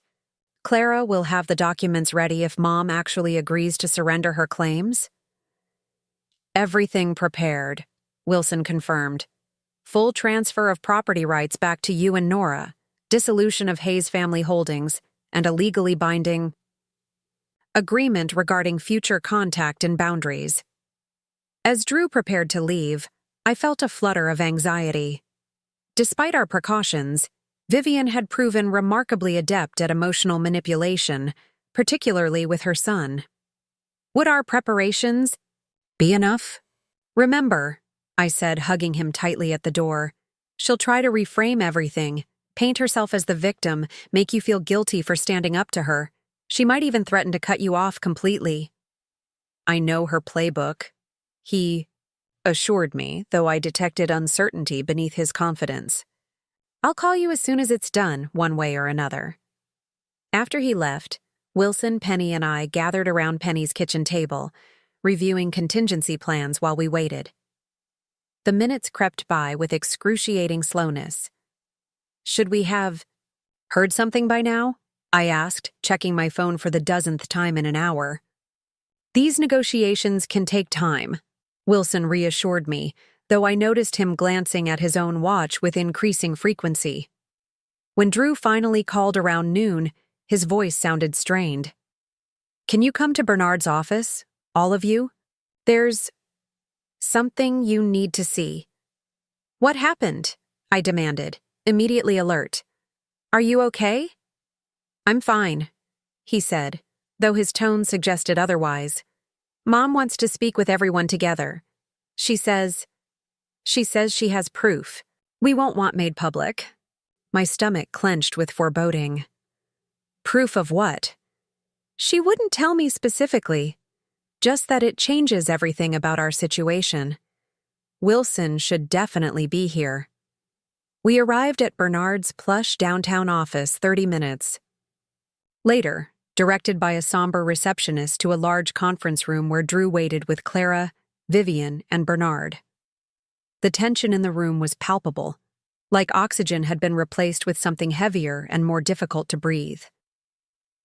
Drew's face was ashen, his eyes meeting mine with a complicated mixture of emotions I couldn't fully decipher.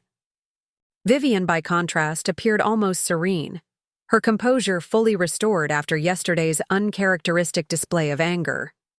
Nora, dear, she greeted me with poisonous politeness.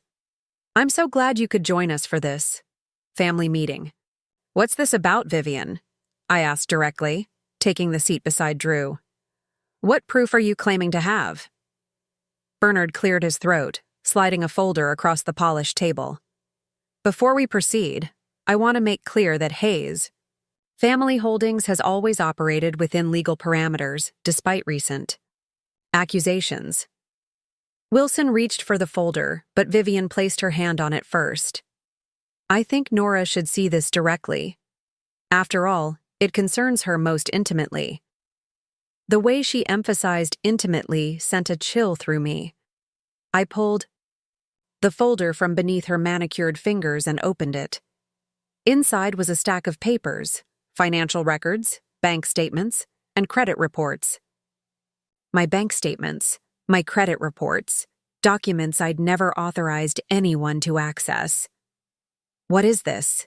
I demanded, scanning the highlighted sections. How did you get my personal financial information? That's hardly relevant, Vivian dismissed. What matters is what these records show. I continued reading, my confusion growing. The document showed regular payments from my personal account to a company called Phoenix Design Collective over the past 5 years, payments ranging from $2,000 to $8,000, totaling nearly $200,000. I've never heard of Phoenix Design, I said, looking up in bewilderment. I've never made these payments. And yet, Bernard interjected smoothly, the transactions appear on your bank statements. Regular payments from your personal account, not joint accounts with Drew, notably, to a company that specializes in acquiring and flipping distressed properties. The implication hung in the air, unspoken but clear. I turned to Drew, whose expression had transformed from ashen to confused. This is absurd, I told him. You know I've never had this kind of money. My freelance work barely covered my student loans before we were married. Which raises the question, Vivian said, her voice dripping with false concern. Where did the money come from? And why keep these investments secret from your husband?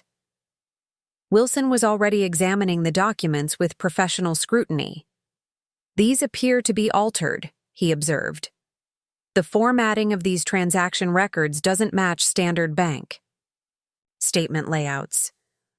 Baseless accusations, Bernard replied.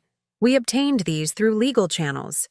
If Ms. Mrs. Hayes, wishes to claim fraud, that would require a formal investigation, one that would necessarily probe deeply into her financial history.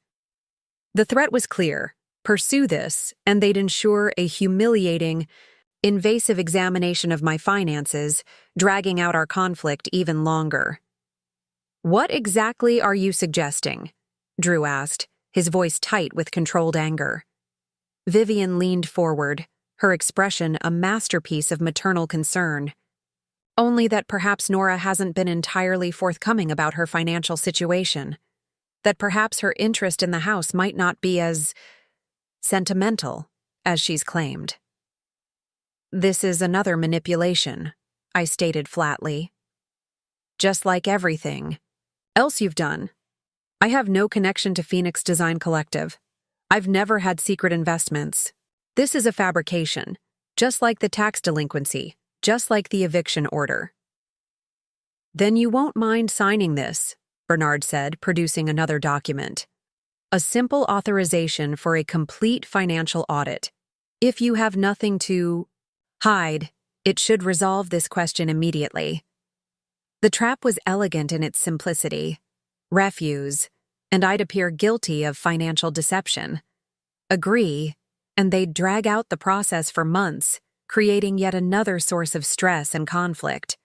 Between Drew and me, I was about to respond when Penny, who had been uncharacteristically quiet, suddenly spoke up. Phoenix Design Collective, she said, pulling out her phone. Based in Arizona, incorporated 5 years ago? Bernard nodded, clearly surprised by her knowledge. That's correct. Funny coincidence, Penny continued, thumbing through her phone. I just finished a website for a client who mentioned working with them last year. Said they were a front for some high-end real estate investors. Playing tax games. She turned her phone around, showing us a LinkedIn page. Phoenix Design Collective's CEO is, well, look at that. Patricia Winters. Any relation to Harold Winters, the founding partner at Drew's firm?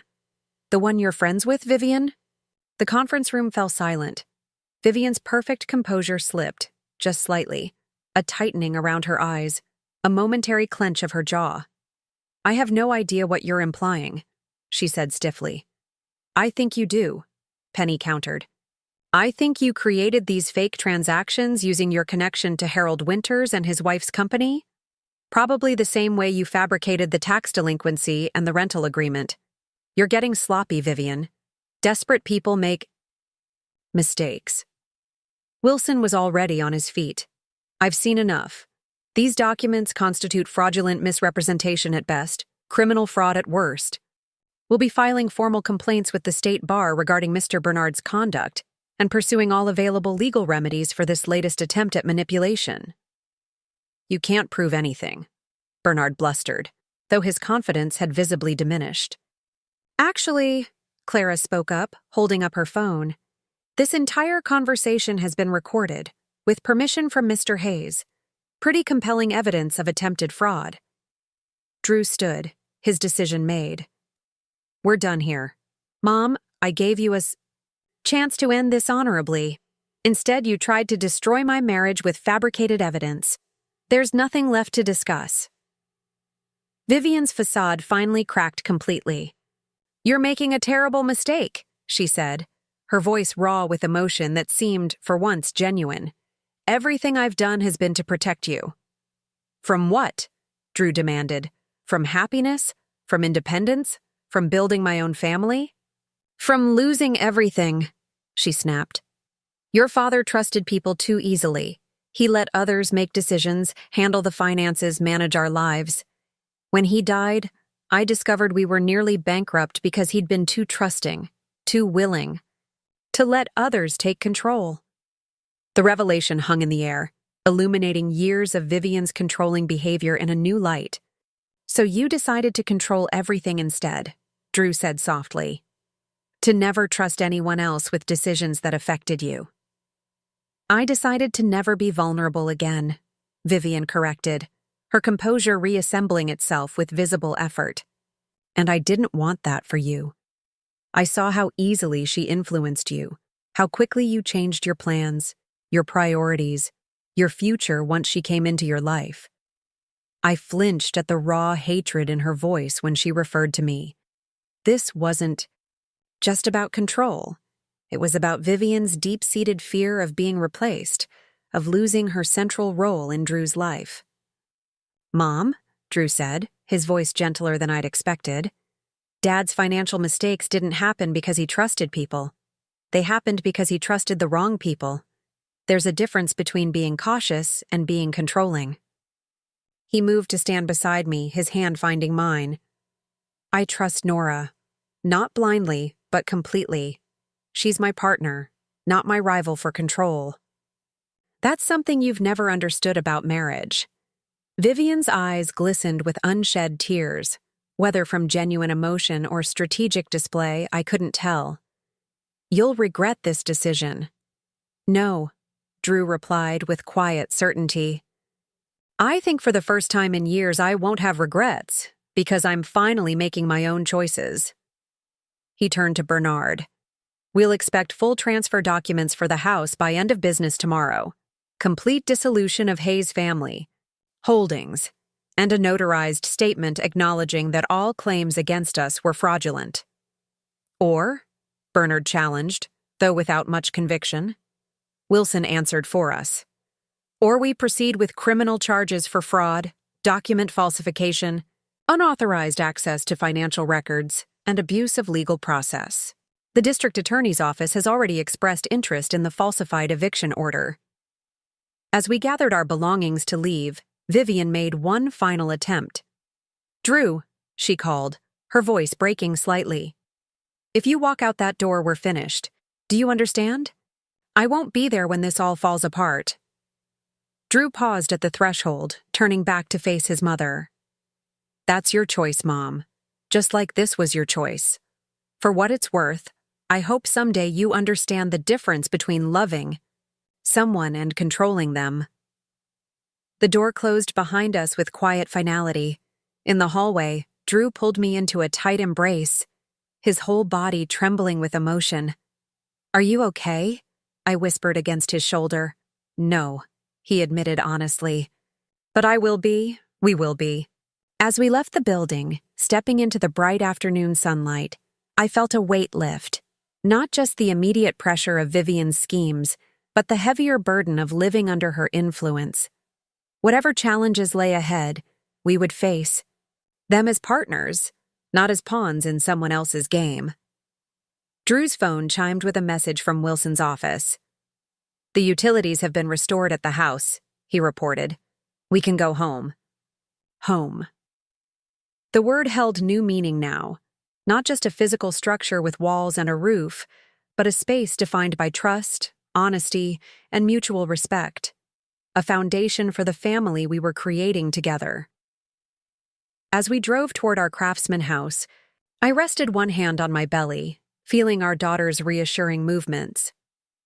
"We should paint those clouds back on the nursery ceiling," I said. "The ones Vivian had painted over." Drew smiled, the first genuine smile I'd seen in weeks. I was thinking the same thing. Maybe some stars too. A whole night sky for her to dream under. For the first time since discovering Vivian's manipulations, the future stretched before us clear and open. Not without challenges, but free from the shadow that had darkened our lives for so long. The house waiting for us was just a structure, but what we would build within it was something Vivian had never understood and could never control. A home founded on love rather than fear, on partnership rather than power. 6 weeks later, as the first snowfall of winter dusted our craftsman's roof with crystalline white, I sat in the newly finished nursery, admiring the night sky Drew had painted across the ceiling. Stars of varying sizes twinkled against a deep, blue background, constellations carefully researched and precisely positioned, with the cloud formations I'd originally envisioned floating dreamily among them. "Perfect timing," I told our daughter, who squirmed beneath my palm. "You waited until everything was ready." My due date had arrived exactly on schedule, the contractions beginning in the early morning hours with gentle regularity. Unlike the false labor scare, these pains built steadily, unmistakably announcing the imminent arrival of our daughter. Drew appeared in the doorway, car keys in hand, hospital bag over his shoulder. "How are you doing? Ready to go?" I nodded, allowing him to help me from the rocking chair we'd restored together. One of many projects we'd completed in the weeks since reclaiming our home. Each renovation, each decoration choice, each piece of furniture had become a declaration of independence, a conscious reclaiming of the space that had nearly been taken from us. The transformation wasn't just physical. In the aftermath of our final confrontation with Vivian, the legal proceedings had moved with surprising swiftness. Bernard, faced with potential disbarment and criminal charges, had quickly produced all the documentation we demanded, properly transferring the house entirely to our names and dissolving Hayes Family Holdings, LLC. Harriet had been instrumental in unraveling the web of deception, providing records that proved the tax delinquency had been fabricated. The sheriff's department had formally apologized for the attempted eviction, launching an internal investigation into how such fraudulent documents had made it through their verification process. As for Vivian, she had maintained her promise to cut contact completely. Her house had been listed for sale 2 weeks after our confrontation, and according to mutual acquaintances, she had moved to Arizona, perhaps not coincidentally, the home state of Phoenix Design Collective. Contraction? Drew asked, noticing my sudden intake of breath. I nodded, focusing on my breathing until the wave passed. 7 minutes apart now. Definitely time to go. The drive to the hospital was surreal, the same route we'd taken during the false labor. Scare, but with an entirely different emotional landscape. No fear, no stress, just anticipation and the peaceful knowledge that whatever challenges lay ahead, we would face them together. Penny met us at the hospital entrance, camera in hand, to document our daughter's arrival. "How's my favorite mama to be?" she greeted, hugging me awkwardly around my enormous belly. "Ready," I replied simply, pausing as another contraction built and receded. The next 12 hours passed in the intense focus of labor, the world narrowing to breath, pain, rest, repeat. Drew never left my side, his steady presence anchoring me through the most challenging moments. When our daughter finally arrived, her indignant cry filling the delivery room, the months of conflict and stress seemed to dissolve into insignificance. "Eliza Grace Hayes," I whispered, as they placed her on my chest, her tiny body warm against my skin. We'd chosen the name together, Grace for my grandmother, Eliza simply because we loved it. Notably absent was any family name from Vivian's side, a small but deliberate choice that signified our new beginning. Drew's eyes glistened as he touched her delicate fingers. "She's perfect," he murmured, awe evident in his voice. "Absolutely perfect." Penny captured the moment with her camera, then quietly excused herself to get coffee, though I suspected she simply wanted to give us privacy for these first precious moments as a family of 3. "I've been thinking," Drew said, perching carefully on the edge of the hospital bed beside us, "about the deed. The original deed that started everything." I looked up from Eliza's perfect face, curious. "What about it?" "That inheritance clause, the one that said all partial ownership interests revert to the original joint tenants if the right of first refusal isn't honored." He stroked Eliza's downy head with gentle fingers. "I want to add something similar to our will. Something that protects Eliza's inheritance from being manipulated or controlled by others." The parallel wasn't lost on me. "A surprise waiting in the deed," I said softly. "Protection built into the foundation." "Exactly." He met my eyes, his expression serious. "I don't want her to ever experience what we went through. I want her legacy to be security, not control." I nodded, understanding completely. "We'll build those protections, not just legally, but in how we raise her, teaching her to recognize manipulation, to value independence, to understand the difference between love and control." Eliza yawned dramatically, her tiny fists clenching and unclenching against my skin. Both of us laughed at her perfect timing. "I think she approves," Drew said. 2 days later, we brought Eliza home to the house that had become a symbol of our resilience. Penny had been busy in our absence, hanging a hand-painted welcome banner across the porch and filling the refrigerator with prepared meals for the challenging days ahead. As we crossed the threshold, Eliza bundled securely in my arms, I was struck by how different the house felt from when we'd first purchased it. Gone were Vivian's cream and sage color schemes, replaced by the vibrant blues and yellows we'd originally chosen. The furniture had been rearranged according to our preferences, the artwork selected to reflect our tastes, the entire space reconfigured to support our growing family. "Welcome home, Eliza," Drew said, taking her from me so I could rest on the couch. "Your very first home." "Hopefully not the last," I remarked, settling into the cushions with a grateful sigh. "I've been thinking about that too. This house will always be special. Our first home, where we fought for our independence, where Eliza was brought home.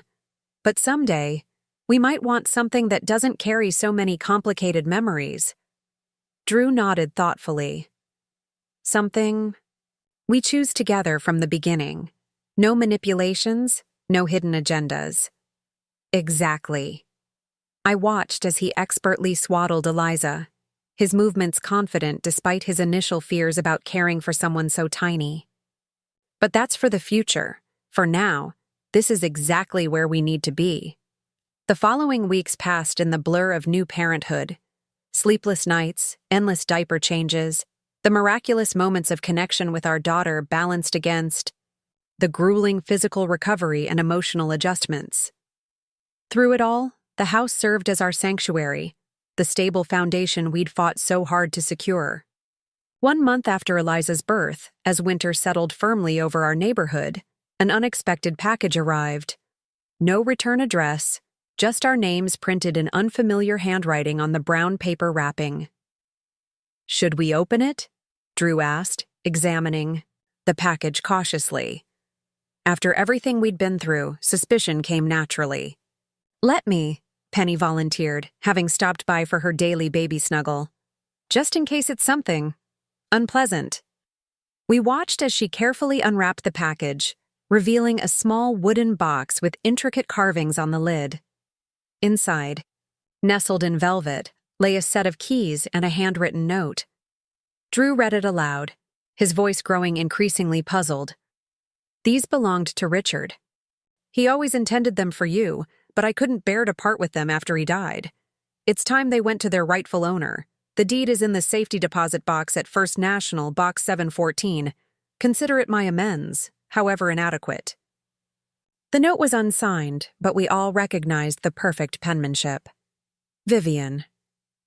"Richard was my father," Drew explained to Penny. "But what keys are these? And what deed?"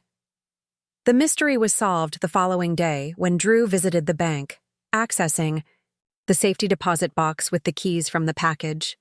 Inside was a deed to a lakeside cabin 3 hours north, a modest vacation property his father had purchased shortly before his death, apparently without Vivian's knowledge or involvement. Dad used to talk about buying a place at Cedar Lake.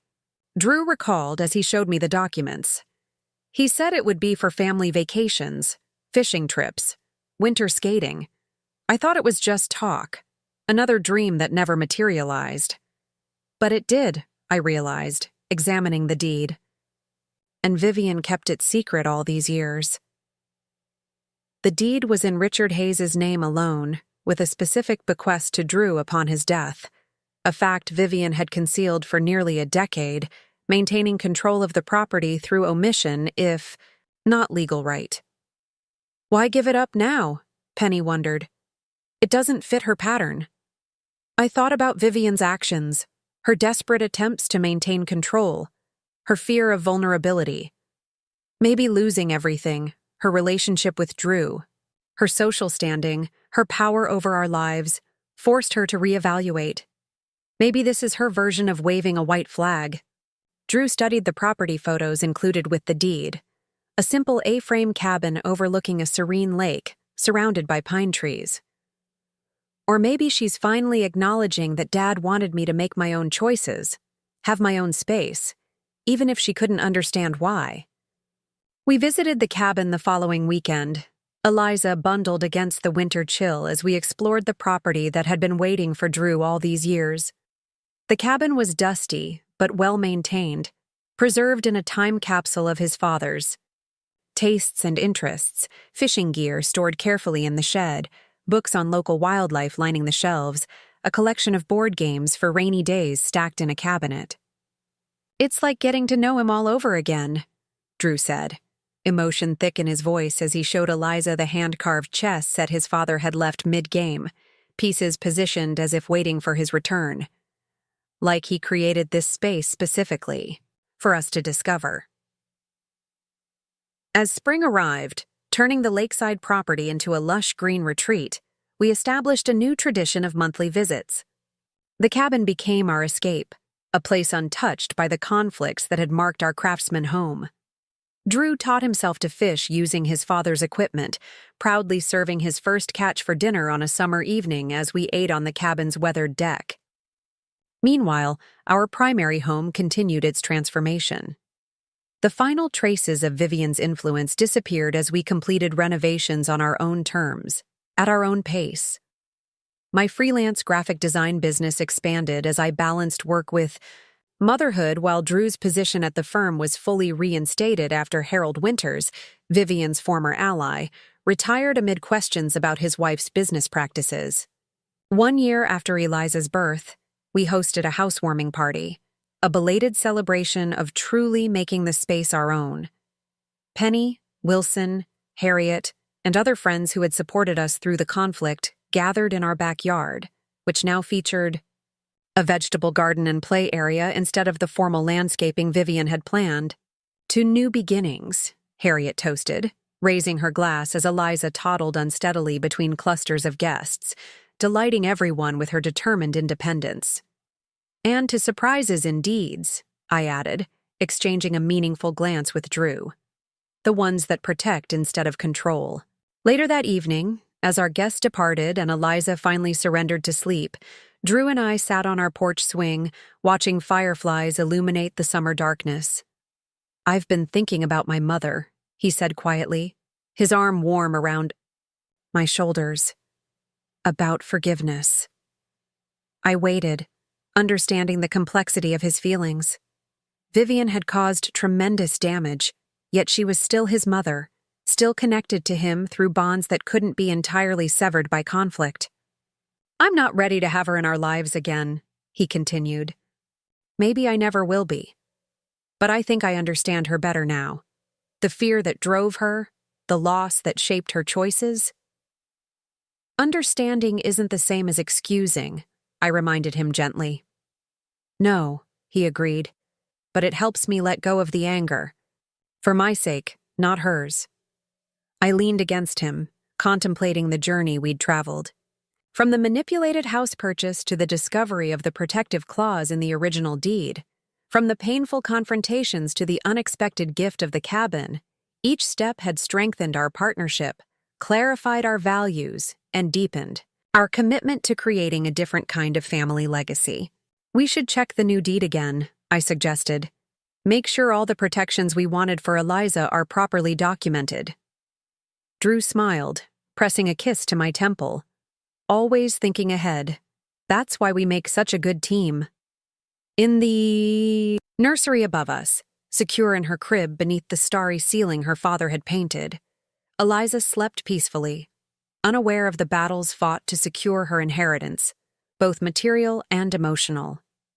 Someday we would tell her the story, not to burden her with family conflicts, but to empower her with the knowledge that boundaries could be maintained, manipulation resisted, and homes built on foundations of mutual respect rather than control.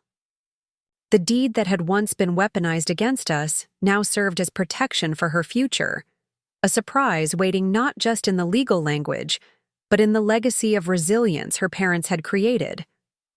A legacy built not from bricks and timber, but from hard-won wisdom about what truly makes a house into a home.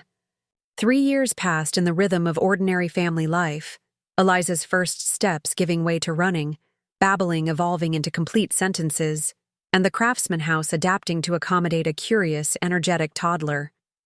Those years brought professional growth as well. My graphic design business had expanded to include 3 part-time employees, while Drew had been promoted to senior partner at his firm, his reputation untarnished by Vivian's earlier machinations. The lake cabin became our seasonal retreat, a place where Eliza learned to swim, Drew perfected his fishing technique, and I found unexpected inspiration for a children's book series about a little girl's adventures in the woods.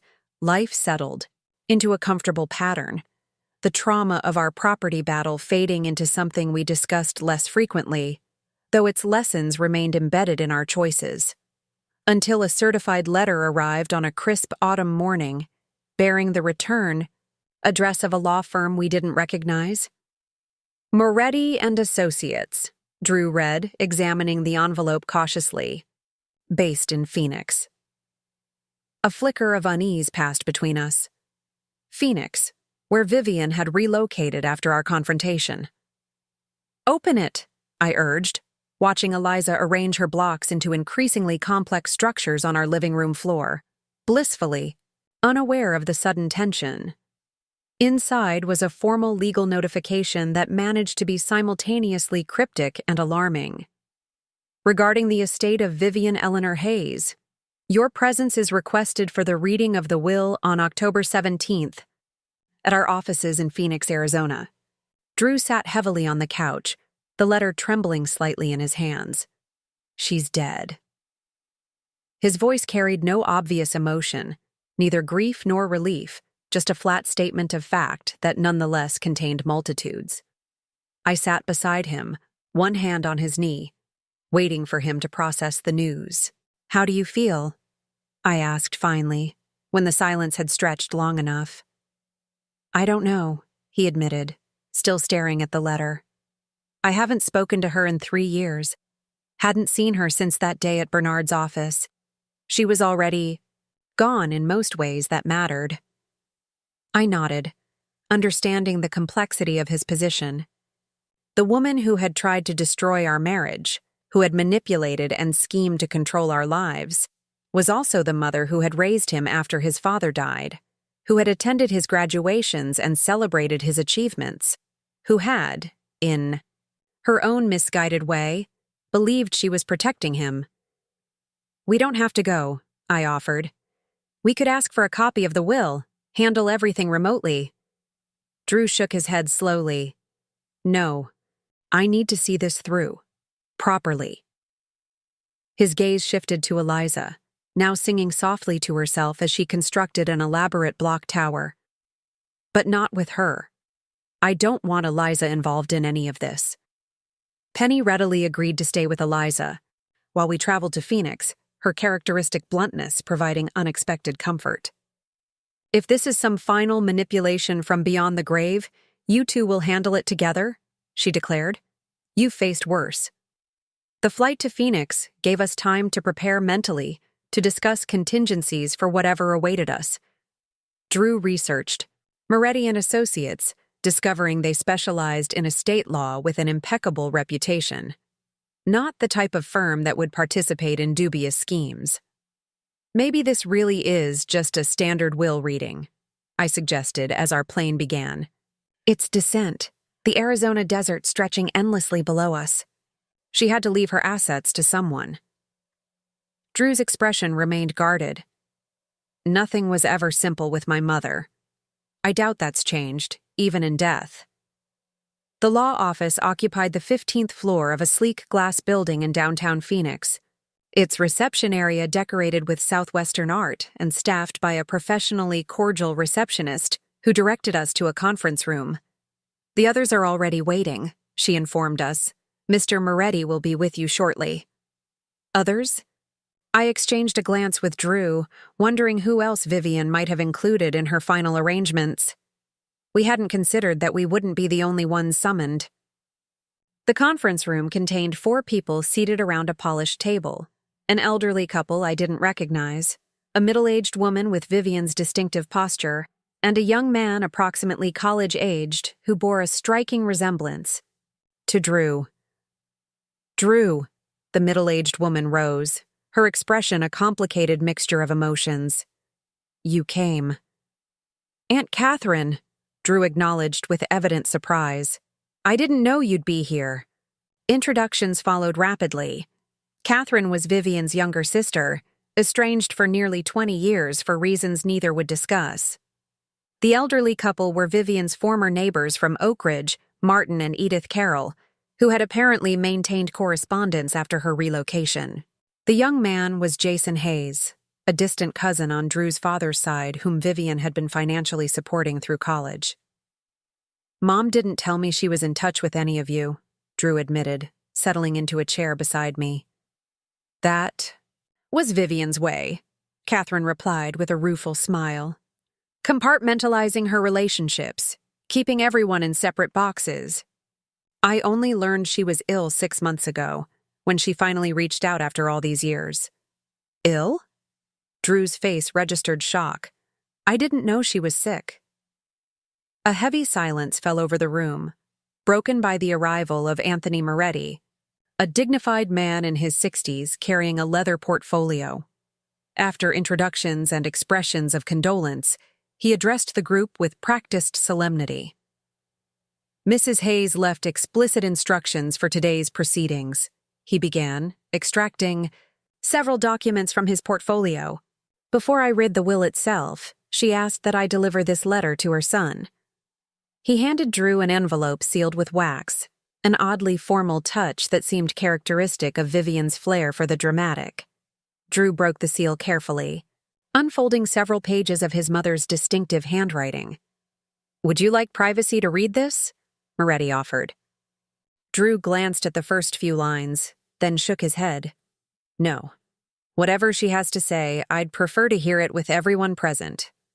He began reading aloud, his voice steady despite the evident emotion behind the words. "My dear Drew, if you're reading this, you've chosen to attend my funeral arrangements despite our estrangement. For that alone, I am grateful. The pancreatic cancer diagnosis came shortly after I moved to Arizona, cruelly ironic timing, as I'd just begun establishing a new life away from everything familiar. The prognosis was never good, but it did provide something invaluable: perspective. Facing mortality has a clarifying effect on one's priorities. In these final months, I've had ample time to reflect on my choices, particularly regarding you and your family. While I cannot undo the damage I've caused, I can at least offer an explanation, inadequate though it may be. After your father died, leaving us with debts I hadn't known existed and a financial future suddenly uncertain, I made a private vow that you would never experience such vulnerability. That you would always be protected, financially secure, able to control your circumstances rather than be controlled by them. What began as maternal protection gradually transformed into something unhealthy. I recognize that now. My fear of losing control, of watching you potentially repeat your father's mistakes, blinded me to the damage I was causing. I couldn't distinguish between protecting you and controlling you, between supporting your choices and dictating them. The Craftsman House represented my greatest failure as a mother. Instead of helping you establish independence, I saw an opportunity to ensure continued influence in your life. I manipulated, deceived, and justified my actions as necessary for your well-being, when they were actually serving my own need for control. I don't expect forgiveness, nor do I deserve it. But I do want you to know that in my final months, as I worked with Catherine to arrange my affairs, I came to understand the gravity of my mistakes. Your wife was right. There is a profound difference between love and control, a distinction I failed to recognize until it was too late. The provisions in my will represent my attempt at amends. They cannot undo the past, but perhaps they can provide some measure of healing for the future. Whatever your feelings toward me, anger, resentment, indifference, please know that I am proud of the man you've become despite my interference. The strength you showed in standing up to me, in protecting your family from my manipulations, speaks to a character far stronger than I gave you credit for. Take care of your daughter. Teach her the lessons I failed to learn. And perhaps, someday, tell her that her grandmother, for all her grievous faults, did love her son, even if she expressed that love in all the wrong ways. With regret and enduring love, Mother. Silence filled the room as Drew finished reading, the letter trembling slightly in his hands. I placed my palm over his, offering silent support as he processed his mother's final words. She never told. Us, how serious it was, Catherine said quietly. Even at the end, she insisted on maintaining control of the narrative. Moretti cleared his throat gently. If you're ready, I can proceed with the will itself. Drew nodded, carefully refolding his mother's letter. Please. The formal reading of the will contained several surprises. The majority of Vivian's substantial estate, the proceeds from selling her Oak Ridge home, investment accounts, and life insurance policies, was divided among various beneficiaries with careful precision. The Carrolls received a generous bequest to fund their retirement travels. Jason's education would be fully funded through graduate school if he chose to continue. Catherine inherited Vivian's personal belongings, jewelry, and art collection. Then came the provisions regarding Drew. To my son, Drew Richard Hayes, I leave my Arizona residence and its contents, with the stipulation that it be used as a vacation property for his family or sold at his discretion. Additionally, I established the Eliza Grace Hayes Education Trust, funded with $250,000, to be used exclusively for my granddaughter's future educational needs. Drew's expression registered shock at the mention of Eliza's name. Vivian had never met her granddaughter, had not even acknowledged her birth. Yet she had not only known her full name, but had established a trust specifically for her benefit. There is one final bequest, Moretti continued, turning to the last page. To Nora Hayes, my daughter-in-law, I leave the contents of safety deposit box number 422 at Phoenix National Bank, along with my sincere apology for actions that cannot be undone but should be acknowledged. Now it was my turn to be stunned. Vivian had never addressed me directly in her correspondence with Drew, had always referred to me in the third person, often with barely concealed disdain. A personal bequest, combined with an explicit apology, was perhaps the last thing I had expected. After the formal reading concluded and paperwork was signed, Catherine approached us with a warmth that contrasted sharply with our memories of Vivian. She was different at the end, she told Drew, her eyes gentle with understanding, softer, more reflective. The illness stripped away many of her defenses. Why didn't she tell me she was sick? Drew asked, the question that had clearly been troubling him since Catherine's earlier revelation. Pride, mostly, Catherine replied, and perhaps fear that you might feel obligated to reconcile out of pity, rather than forgiveness. She wanted any healing between you to be genuine, not coerced by her circumstances. As we prepared to leave, Moretti provided the key to the safety deposit box, along with detailed instructions for accessing it. Mrs. Hayes was quite specific that you should review the contents privately, he explained. She considered it a matter between the two of you alone. We visited the bank immediately afterward, my curiosity about Vivian's mysterious bequest overriding exhaustion from the emotional day. The safety deposit box contained a single item, a leather-bound journal with a simple note attached to its cover. Nora. The truth, in my own words. Do with it what you will. V.H. The journal spanned the 3 years since our confrontation, beginning with Vivian's relocation to Arizona and continuing through her diagnosis, treatment, and gradual acceptance of her prognosis. What struck me most as I began reading was the radical honesty of her private reflections, so different from the carefully constructed narratives she had presented to the world. She wrote of her initial rage and resentment after losing control of the situation with the house, of her plans for revenge that gradually dissolved as her illness progressed, of her growing recognition, through therapy sessions she'd finally agreed to attend, that her controlling behaviors stemmed from profound anxiety and unresolved grief over her husband's death. Most surprisingly, she wrote about Eliza, the granddaughter she would never meet. She had apparently followed our lives from a distance, through mutual acquaintances and occasional social media glimpses. She described her complex feelings upon seeing photos of Eliza, the regret that her own actions had severed her connection to this new generation of her family. The final entries, written in an increasingly shaky hand as her illness progressed, contained a vulnerability I would never have associated with the Vivian we had known. I wonder if there is a special kind of grief for relationships destroyed by one's own hand. The finality of this diagnosis forces me to acknowledge that I will never have the opportunity to meet my granddaughter, to attempt amends with my son and his wife, to demonstrate that perhaps I could have learned, however belatedly, to love without controlling. As I closed the journal, I found Drew watching me from across our hotel room, his expression questioning.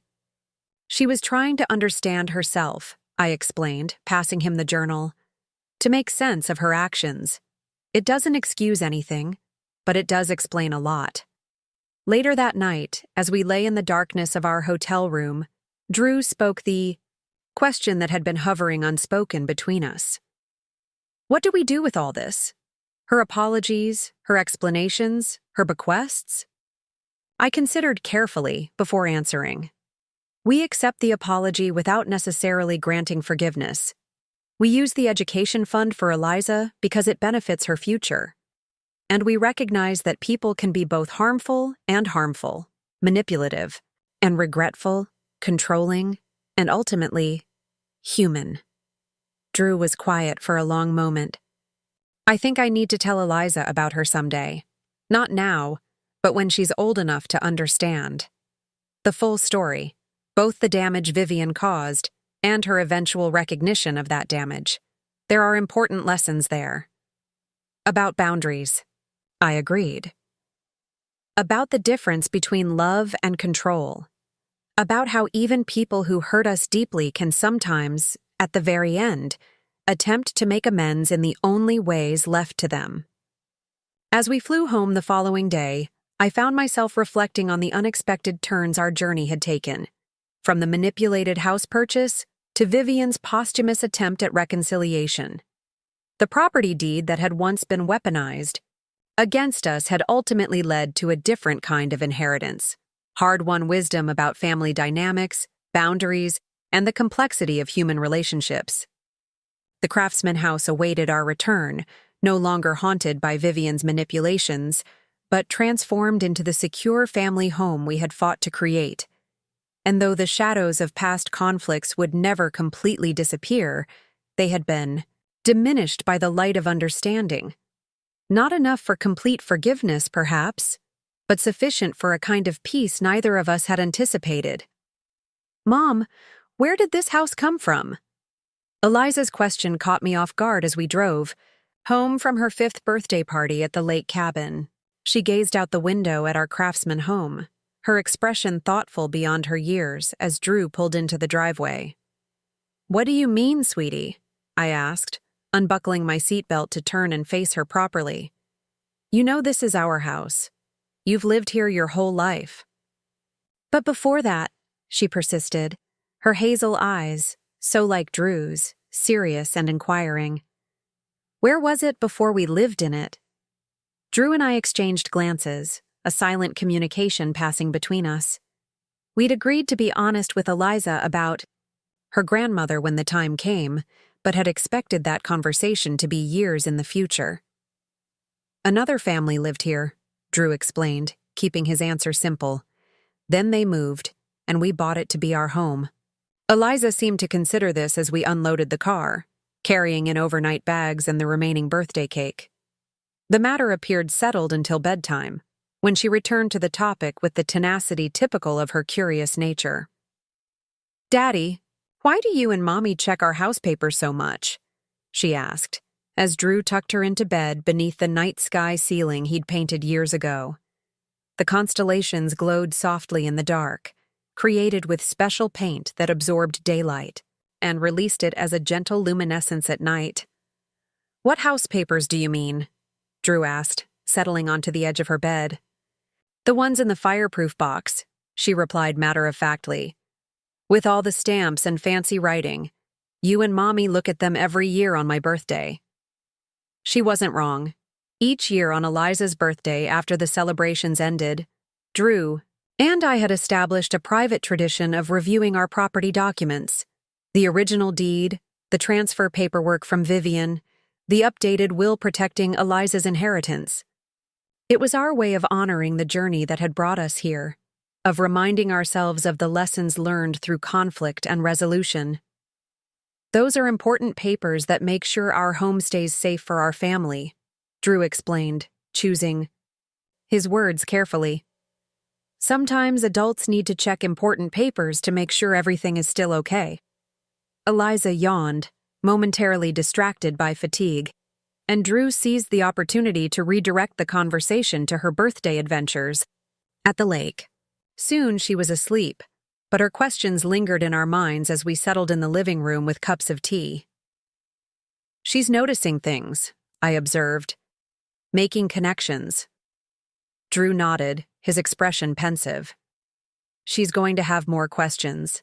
About the house, about my mother, about why she doesn't have a grandmother on my side when her friends all seem to have 2 sets of grandparents. So what do we tell her? And when?" The question had no simple answer. We'd established a family culture of honesty and open communication, but explaining Vivian's manipulations and our subsequent conflict required nuance beyond a 5-year-old's understanding. "Maybe we start with the basic framework," Drew suggested. "Not all the details, but enough that she understands our family story includes challenges we overcame together." I considered this approach. A foundation she can build on as she gets older and can understand more complex dynamics. Our opportunity came sooner than expected. The following weekend, as spring rain kept us indoors, Eliza discovered an old photo that had slipped behind a bookshelf. A formal portrait of Vivian from before our estrangement, elegantly dressed and impeccably composed. "Who's this lady?" she asked, bringing the photo to where I sat sorting through design samples for a client project. I took the photograph, surprised it had survived our numerous purges of Vivian-related items over the years. "This is your grandmother, Vivian, Daddy's mother." Eliza studied the image with intense focus. "She looks fancy. Where is she now?" "She died before you had a chance to meet her," I explained gently. "She lived far away in Arizona." "Was she nice?" The seemingly simple question presented an immediate dilemma. I called for Drew, who joined us from his home office, immediately understanding the situation as he saw the photograph in my hand. "Your grandmother Vivian was complicated," Drew told Eliza, choosing honesty over simplification. "She loved me very much, but she didn't always show that love in healthy ways." Eliza climbed onto the couch between us, sensing an important conversation. "Like when Tyler at school says he pushes people because he likes them, but Miss Garcia says that's not how we show we like someone?" Drew smiled at her unexpected insight. "Something like that, yes. Your grandmother thought she was protecting me by trying to control the choices I made, even adult choices, like which house to buy or how to set up our family."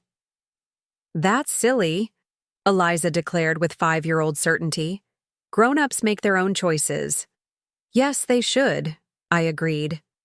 "But sometimes people who love us very much get confused and think that making choices for us is the same as taking care of us." "Is that why she's not in any of our family pictures?"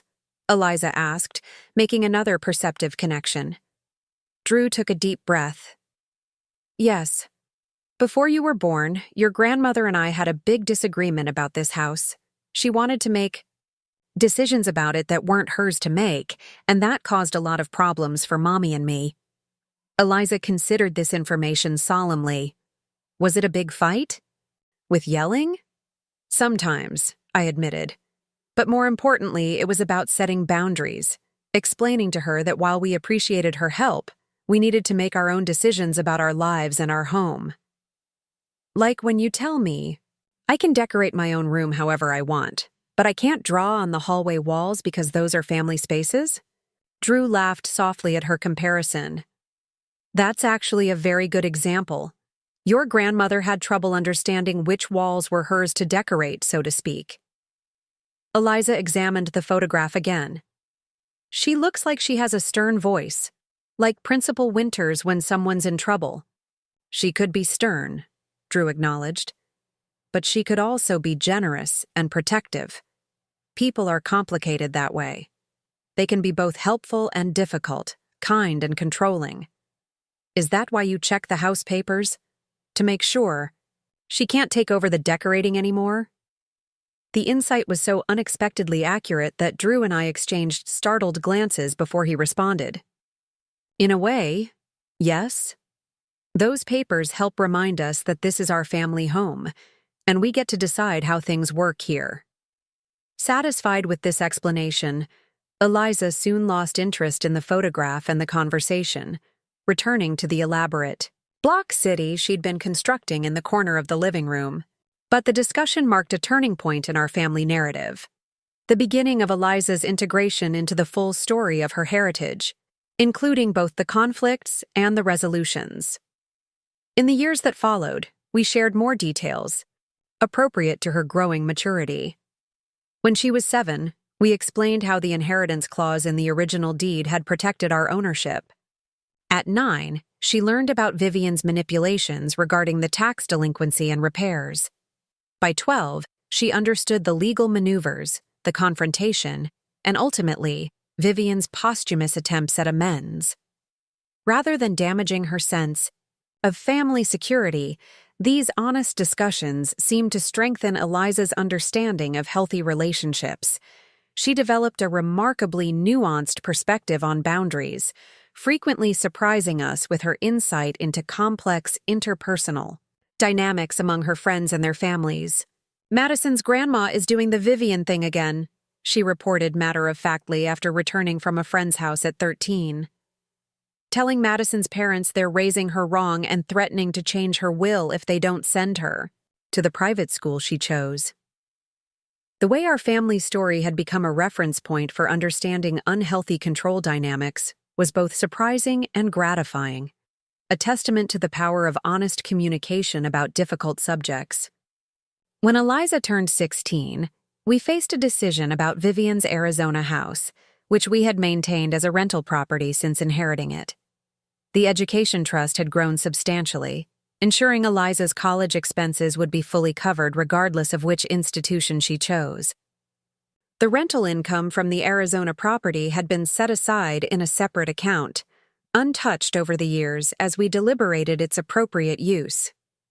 "I've been thinking," Drew said one evening as we reviewed our annual financial planning, "about my mother's house in Phoenix." "What about it?" I asked, setting aside the budget spreadsheet we'd been discussing. "I think it's time to sell it and do something meaningful with the proceeds, something that acknowledges both the harm she caused and her attempts to make amends." The idea resonated with me immediately. A foundation of some kind? Something related to family counseling or financial literacy? "I was thinking about housing security, actually," Drew replied. "A program that helps families in danger of losing their homes due to financial manipulation or predatory lending. Resources, legal support, emergency funds." The concept felt right, a transformation of Vivian's legacy from control to support, from manipulation to protection. We presented the idea to Eliza over dinner, wanting her input on a decision that involved her inheritance as well. "I think Grandmother Vivian would have hated it," she said bluntly after considering the proposal, "but also recognized it was the right thing to do.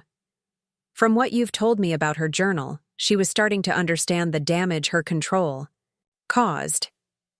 Her use of Grandmother Vivian, formal, acknowledging the relationship without falsely personalizing it, reflected the balanced perspective we'd tried to foster.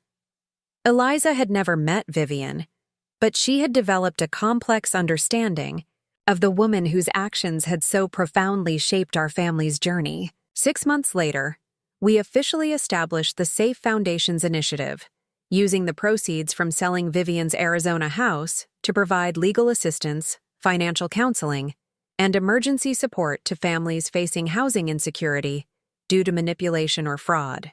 Drew joined the board of directors, bringing his architectural expertise to evaluations of property conditions and repair estimates. turning his professional skills toward protecting others from the very techniques his mother had employed against us. On the day the initiative launched, as we returned home from the official ceremony, Eliza paused on our porch, looking up at the Craftsman house with new appreciation.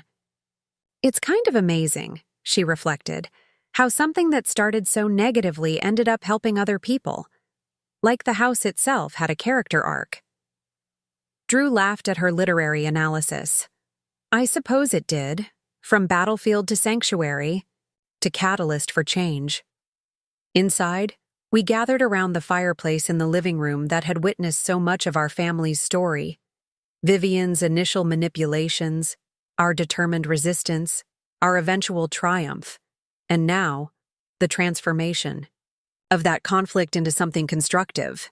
You know, I said, watching the flames dance in the hearth we'd redesigned together years ago. We never did solve the mystery of how that inheritance clause ended up in our original deed. The one that specified the right of first refusal and ultimately gave us leverage against Vivian's scheme. Drew nodded thoughtfully. I've always wondered about that. It wasn't standard language for residential property transfers in our area. Bernard certainly didn't add it. It worked against his client's interests, and the previous owners had no reason to include such specific protection. Maybe it was just luck, Eliza suggested, curled up with her latest novel in the window.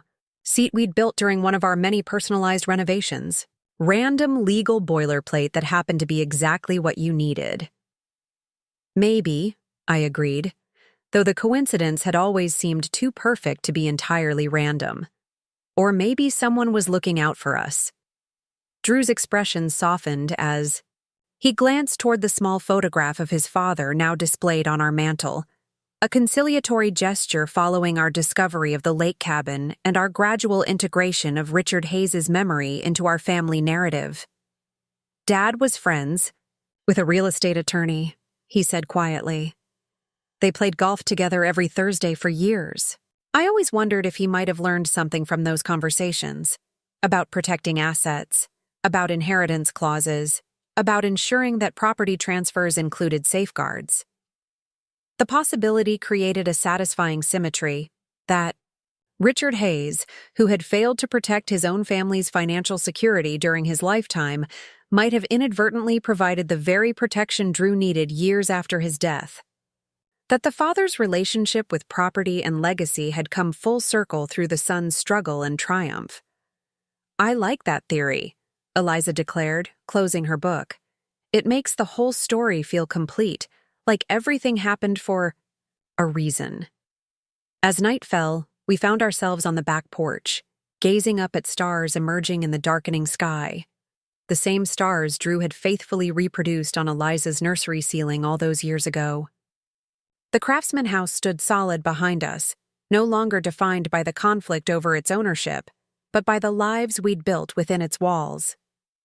You know, Drew said softly, in all the upheaval with my mother, I sometimes forget to appreciate what we actually accomplished. We didn't just keep the house, we created a home, a real one. I leaned against him, watching Eliza photograph the evening sky with her camera. Her latest passion, documenting the world as she saw it. The deed was just paper. The property was just land and materials. The home was what we built together, choice by choice, day by day. Even through the conflicts, Drew added. Maybe especially through the conflicts. They clarified what really mattered to us. The inheritance that truly mattered wasn't the physical structure, the legal documents, or even the financial assets, but the values we'd developed through adversity, the commitment to honest communication, the recognition of healthy boundaries, the understanding that true love empowers rather than controls. As Eliza rejoined us, showing off her latest photographs with enthusiastic commentary about lighting and composition, I reflected on how our property battle had ultimately given her something more valuable than a house. It had given her a story of resilience, a model of partnership, and a clear-eyed understanding of both the complexity of family relationships and the possibility of transformation. The deed that had once been weaponized against us had become, in the end, not just a legal document, but a legacy of lessons learned and wisdom earned. A foundation stronger than concrete, more lasting than timber, more valuable than any property could ever be. Up next, you've got 2 more standout stories right on your screen. If this one hit the mark, you won't want to pass these up. Just click and check them out. And don't forget to subscribe and turn on the notification bell so you don't miss any upload from us.